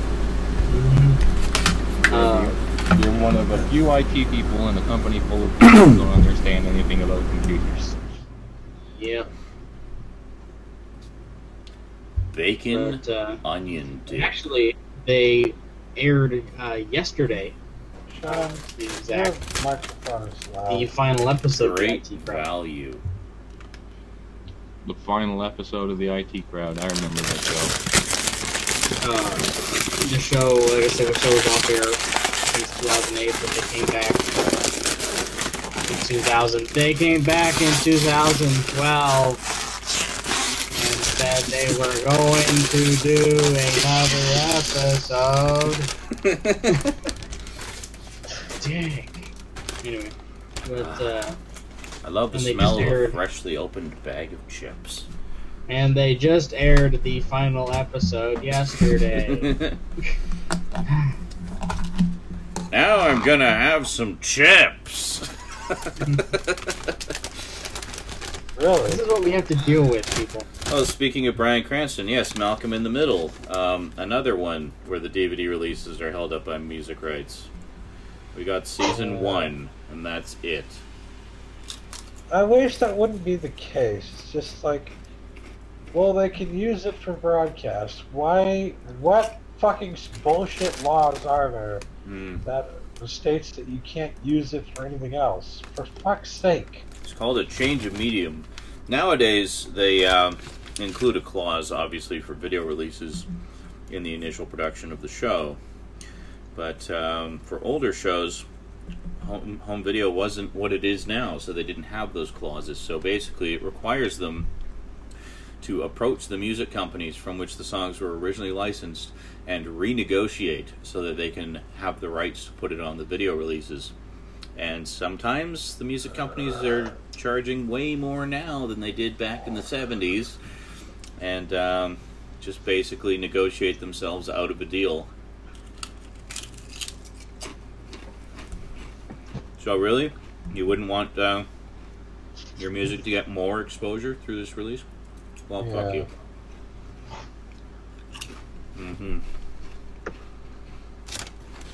And sometimes it's simply the artist who they originally licensed it from just says no.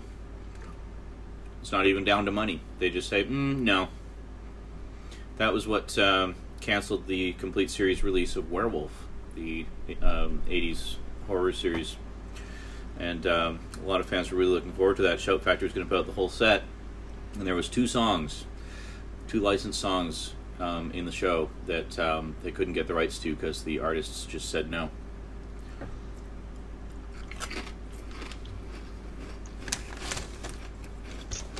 Like, well, thanks. Thanks, artist. You know, it's probably, at least in part, thanks to the exposure you got on this show that gave you your hit in the first place. You realize that, don't you? I mean, I assumed that they called it art for a reason. Mm-hmm. I assumed you were an artist. Yes, Cash Black says that's why one season of Wise Guy is missing a 6-episode story arc.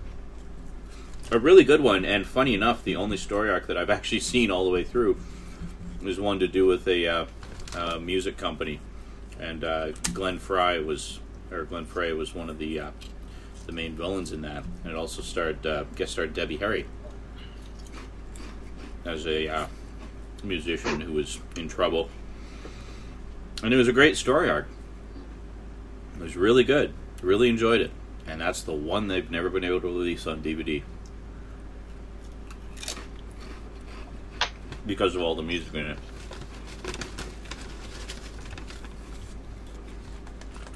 Which really sucks. This Wise Guy's an awesome show. I think we vetoed the 2-hour pilot of that one night. Shortly after we finished watching Unsub on the Primetime Crime set from Mill Creek. Primetime Crime.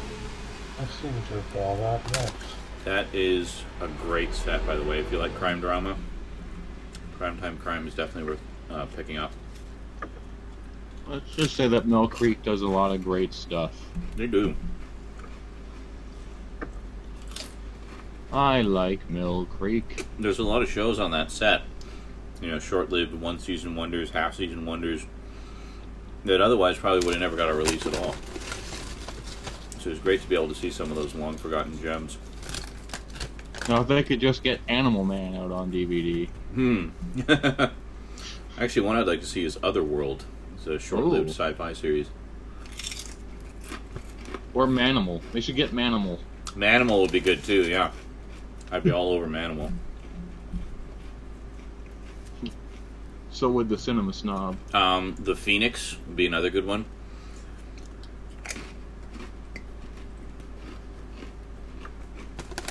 Which apparently I'm the only person who's ever heard of it. It would appear that way. It starred, I don't know the actor's name, but he was Khan's right-hand man in Star Trek II, The Wrath of Khan. Oh, Dave! You want to know what I found out this past week? You know how... Jeff knows it. Jeff knows the Phoenix. The Beetlejuice cartoon? Mm-hmm. The girl who did Olivia Dietz lives in the Niagara region. Was in what? The girl who played Olivia Dietz on Beetlejuice. Lydia, you mean? Yeah, well, that's what I said. You said Olivia. Shut up. Nobody asked you, nerd. Actually, anyways, yeah. The voice actress lives in the Niagara region, apparently close to here.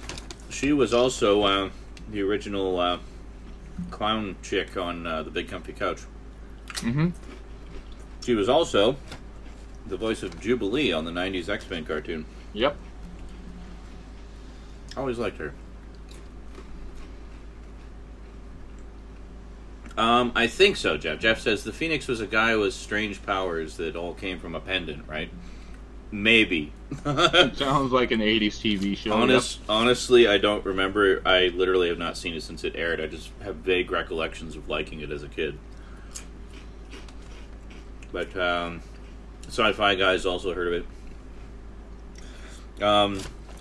Yeah. Is that the same Sci-Fi Guy from that guy with the glasses.com? The other one that I'd really like to see is Man and Machine. Very short-lived series about a cop with a robot partner. The robot partner was Yancey Butler. Really hot actress. She went on to be the lead in the live-action Witchblade TV series based on the comics.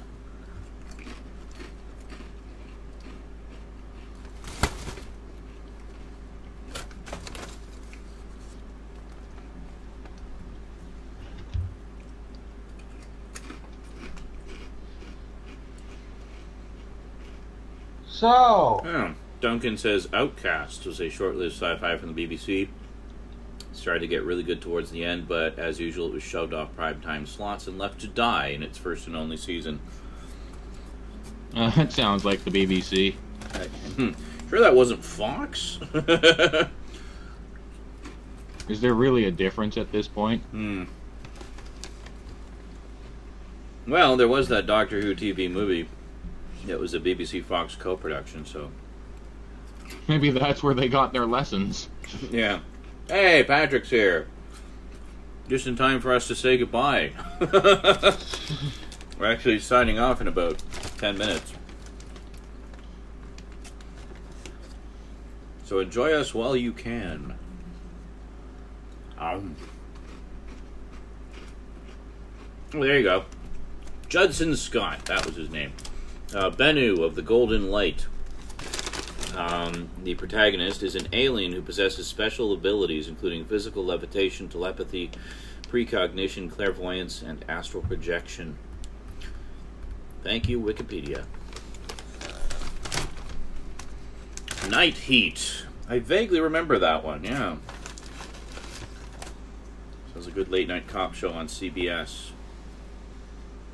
James Hester said, rather. I should say who says things, so yeah. Because you folks at home watching the video can't see the text chat. Crisps, yes. Having a nice big bag of crisps. Crisps. Amplified by his Phoenix amulet. Oh, there you go. Sean, did you watch that trailer I sent you a while back? Oh, is that the video game, The Evil Within? No, I still haven't. And I see you sent me another trailer that I also have not watched. I will make a point of watching that soon because you've been raving about it. What video game? Called The Evil Within. I think I've heard of that game. Mm-hmm. That's the one where the guy's got that evil in him, right? Yeah. Within. Oh, so you've seen it.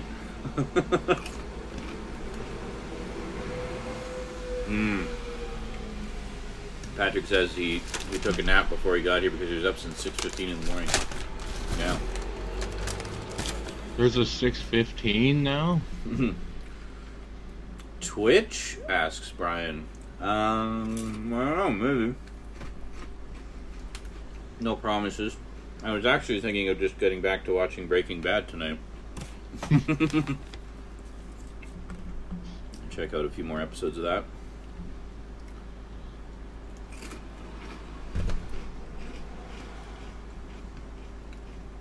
Well, there you go. Rob Jensen says he's glad he was at least able to catch the tail end of this. In time for more Supernatural or BioShock. I suggest flipping a coin. Heads, BioShock. Tails, BioShock. Cash Black asks, what's the vid schedule, Sean? Do you have some updates coming? I haven't filmed anything, but there's a few that I kind of want to do first. Like, I do have some updates.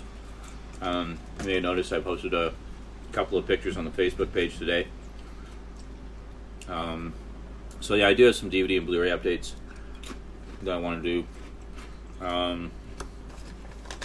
Not sure when, though. But with October looming, there will be horror movie stuff, obviously.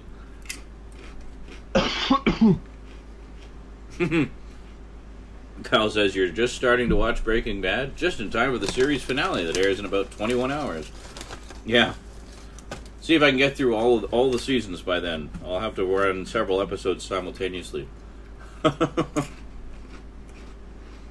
That was actually one of the things that Elvis and have all those different TVs running at once. That was actually one of the things that prompted me to watch it, was that it's ending. So now I can sit down and marathon the whole series and see what I've been missing. So yeah, I definitely look forward to it.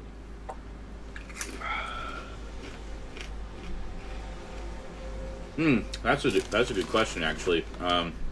James asks, do you think that the Granada series of Sherlock Holmes will ever be released on Blu-ray? 16mm can look really good on Blu. Well, yeah, I mean, case in point, the recent release of Spearhead from Space, the Doctor Who story. Also, the two sets of Robin of Sherwood that I have. Those are all 16mm, and they all look fantastic. So, it's entirely possible. It's just a matter of, will they? Will they? I'd be quite happy if they did. I definitely want that DVD set.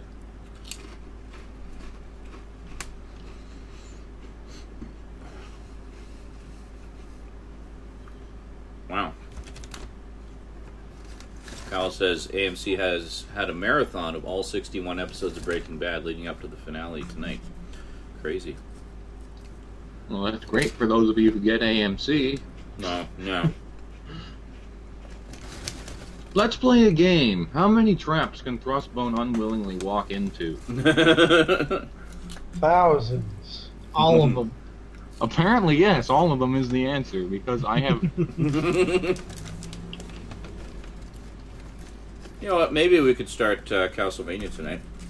Castlevania? Which Castlevania? Lords of Shadow. Ooh.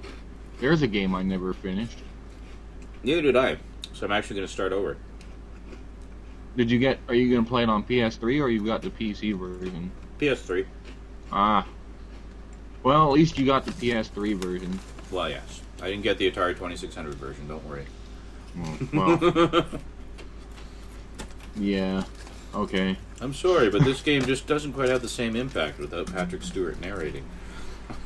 Well, no, it really doesn't. I mean, the man is fucking Patrick Stewart. He is. I was Patrick Stewart once, you know. Oh. I had always suspected, but I wasn't sure.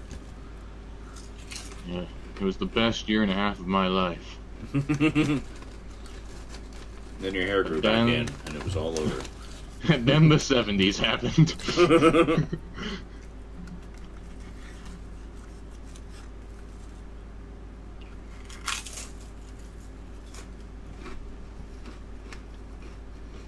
Mia's been asking me a lot of weird questions in regards to my birthday lately.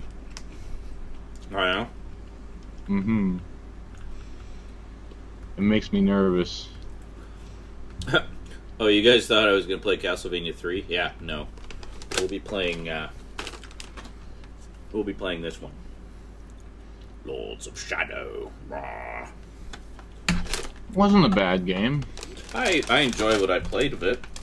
In fact, if I remember correctly, I was the one who requested you do a playthrough of the demo. Possibly. On Twitter. I did, actually, and then Konami promptly flagged it, so I ended up I pulling remember that. Yeah.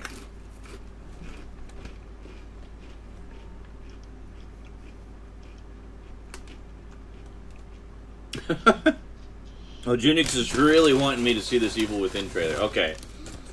I promise I will watch at least the trailer that you sent prior to the next Twitch session. Cash Black says I should just play Boulder Dash. Just be done with it. Just do Boulder Dash. For God's sake. One game I really want to see you play eventually on Twitch would be Grand Theft Auto 5. Ah, yes. When I get that, eventually, at some point, someday. Because that's the thing, because I know you're going to get it eventually. Oh, yeah. So. No, I'll do that on Twitch, for sure. Yeah. I think Garbage Gamer and I are waiting for we swear it's not coming to PC version of Grand Theft Auto 5. On PC? Yep. Yeah. No, seriously, it's not coming to PC. Hey guys, guess what? We're bringing it to PC! Well, you know how much press, apparently Nvidia accidentally leaked the fact that there's a PC version coming, because they sent out this big memo to all their different distributors, and they had Grand Theft Auto 5 on the list of games that their next card cycle is going to be able to run. But apparently they weren't supposed to put that on there. Oops. So Rockstar says, no, it's not coming to PC, but Nvidia has basically told everyone that it's coming to PC. There are also rumors that Red Dead Redemption is finally coming to PC. Oh, thank fucking God. That's one I'd really like to play. You have Red Dead Redemption, don't you? No, I don't. Never played it. Never played I thought somebody sent it to you. No, I wish. Somebody said send Sean Red Dead Redemption. I want to, obviously I want the Game of the Year edition. It includes the, You want the DLCs? The DLC, and it includes Undead Nightmare as well. And that's just it, though. It's only been released on PS3 and Xbox 360, so, because of that, the price on that has still remained pretty high. I still can't find that for less than $30. Yeah. It's just like, for fuck's sake. Well, the Game of the Year edition. Price where poor people can buy it. The Game of the Year edition, yeah, I don't think I've seen for less than 30. The regular edition, I see on sale. Yeah. But at this point, it should be the Game of the Year edition for like $10 to $15. I mean, fuck. The Game of the Year edition of Arkham City can be had for like $10 to $15 now. So what the fuck? Yeah. It's the same with LA Noire. There's like a complete edition of that as well that has that I don't often see on sale. Just fucking Rockstar dicks. Oh, you're damn you, Rockstar! Well, we can't have our game. Yeah, damn you, Rockstar, for making games that I really want to play but can't afford. And can't.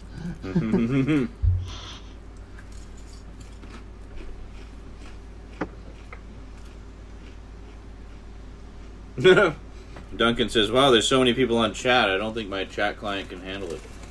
It's constantly reconnecting.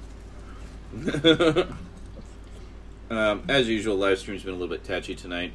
The entire stream crashed during the first 20 minutes. That's right, don't forget to like the stream. Let's say light the stream. Light the stream on fire. Yes, light the stream on fire. Don't forget to like the stream, and as always, if you can spare $1 or $2, feel free to donate to the cause. It is most appreciated, and it will go straight towards my internet bill. I don't want to have to take over Sean's show in his absence. Lord knows what happened last time. Nothing, because nobody decided to take it over in my absence. I was going to say, may those people rest in peace. Gone and forgotten. I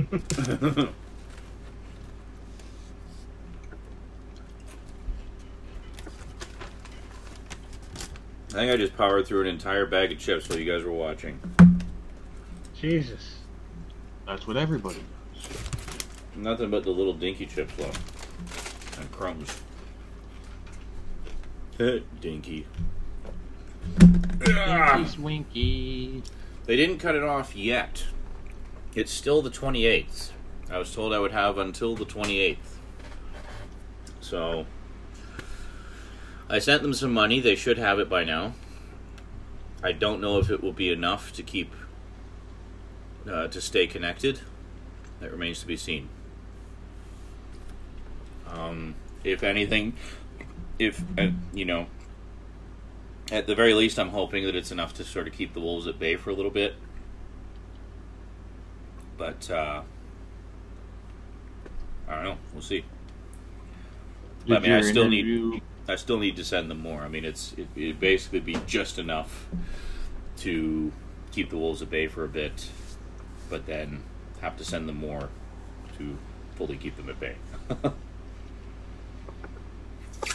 I think there's only a reconnection fee if I don't pay it within a certain amount of time. Like, I've had it shut off before, where it's just it's not like physically shut off here, it's just over the computer, like their computers. So I can call them and give them a promise to pay, so like, you know, I can give you this amount of money by this date. And they're like, okay, cool, I'll turn you back on. And that's it. But, it's been so long, and I'm so far behind, just because of lack of income, that, I'm kind of past the point of no return. So it's like I have to keep getting them more money within 1 month. Otherwise, I don't know. I don't know exactly what the time frame is, but essentially I just have to keep throwing money at them whenever I can. So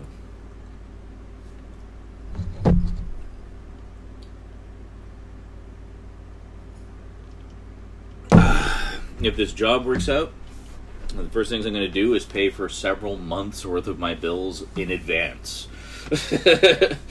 Get them all caught up and pay for like 6 months worth of service. Just boom, here. And not have to worry about it for several months. So, How did your interviews for that... Wait, what job at Shaw did you apply for exactly? Because I missed that part. A TSR, Technical Support Representative. Ah. So, basically like a CSR, but we do more. You're basically the guy that says, "Did you turn it off and on again?" Yep. Pretty much. So, yeah.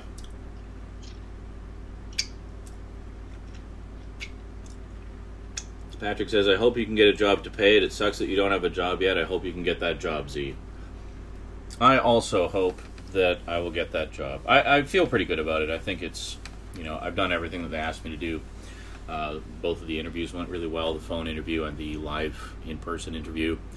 Well, I guess interviews. The second interview was actually like 4 interviews in one. 4 people sitting across the table from you at once? Well, no, there was that, but there was also one-on-ones with 3 different managers. So, yeah. Yeah, I know the feeling there, Rob. Rob says he had to sell a few of his DVDs and Blu-rays so he could get some spare cash. Good news, it's all easy to get back. Batman Beyond, a reality show, Ken Burns show. Yeah, most of the stuff that I sold is pretty easy to get back as well, so I'm not too worried about it. Some people were asking, making me offers on my rarities, like, so are you going to sell those BCI He-Man sets? And I'm like, no. Yeah, because that'll be the first thing to go on your list, right? Yeah, exactly. It's like, after you make that entire feature about getting the entire set. And all the hell I went through to get them? No, absolutely not. And all the hell I went through to get them when they were still relatively easy to get. Like, to replace those now would not only be way more expensive, but it would also be way harder to find them all intact the same way and in the same condition that I have them, so. Oh, there you go. Yeah, Duncan says the company that interviewed him for the tech support position last week were really happy that he has good Linux command line experience. So there you go. That is good. Zach says, I hope you get a job to keep this going. This has been my rock since the most stressful semester of my collegiate career started. Well, I'll do my best. I'll do my best. Yeah. Are you talking about the Bond 50? I still don't have the Bond 50. I really want to get that. Fuck. It's like, it seems like all the best, most badass box sets come out when I have the least amount of money. Like the Universal Monsters box set? The Universal Monsters one would be another one for sure. Yeah. Would love to get that. Especially now, like Halloween. Like if I had unlimited money at my disposal, there's 2 things I would get. Like first and foremost for Halloween this year. And that would be the Universal Monsters Blu-ray set in the coffin box. And the Dark Shadows complete series set, also in a coffin box. Oh, I thought you were going to say the Bond 50 set again. I was like, what does James Bond have to do with Halloween? No. But those to me would be the 2 ultimate Halloween things to get. So, yeah, maybe Christmas. I don't know. Oh yeah, and all the Scream Factory sets, absolutely. I'm still waiting for Hammer to get a mostly conclusive set. Yeah, there's been a set like that released in the UK, of course. Well, yes, but everything has released. But here, yeah, it seems like the Hammer sets have never been released properly here. They're very haphazard across numerous box sets and single releases and multi-movie packs, and then some are out of print, some are only in public domain, and it's a mess. So I would love to have all the Hammer films.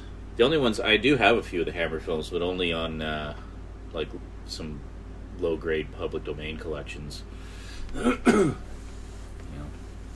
Perfectly watchable, but it would be nice to have like some kind of nicely cleaned up edition. Anywho, I think that's about it for this week, folks. I think that's a wrap. That was my very bad scratching. It wasn't that bad. Oh, Rosie and I went to Walmart the other day to check out the Halloween section, and she really enjoyed the decorations. There's a lot of animated ones that, you know, you push a button and they sing and dance and stuff, so she liked a lot of those. And they have a lot of the big inflatable lawn ones that are pretty cool. They had one that was like a big inflatable cat that actually moved its head back and forth, and that was pretty cool. Rosie My ex-girlfriend was a little got nervous about that one. My ex-girlfriend got an inflatable Stay Puft for her front lawn Nice. for Halloween last year. That's pretty cool. And every kid who went to her house was like, "What's that?" And she had to regale the entire saga of the Ghostbusters for every goddamn kid, and I was so angry because I was just like, "Don't you kids watch good movies?" Yeah, I know. Or even the cartoon. Like, one thing Rosie and I are going to do is watch a bunch of real Ghostbusters cartoons this year. I love that show. Because I think... Well, she does too, but she hasn't seen very much of it because... Well, I guess because the set's out of reach as well. Could have something to do with it.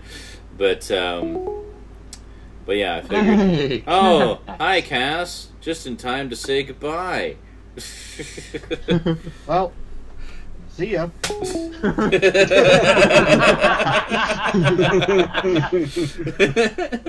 Alrighty. That is it from us to you for this week, folks. Thanks for coming out to Saturday Night Insanity. Might pop onto Twitch for at least a couple hours, get started on Castlevania. So we'll see you there. If not, we'll see you here next week. Until then, thanks for chatting, and sayonara. Penis.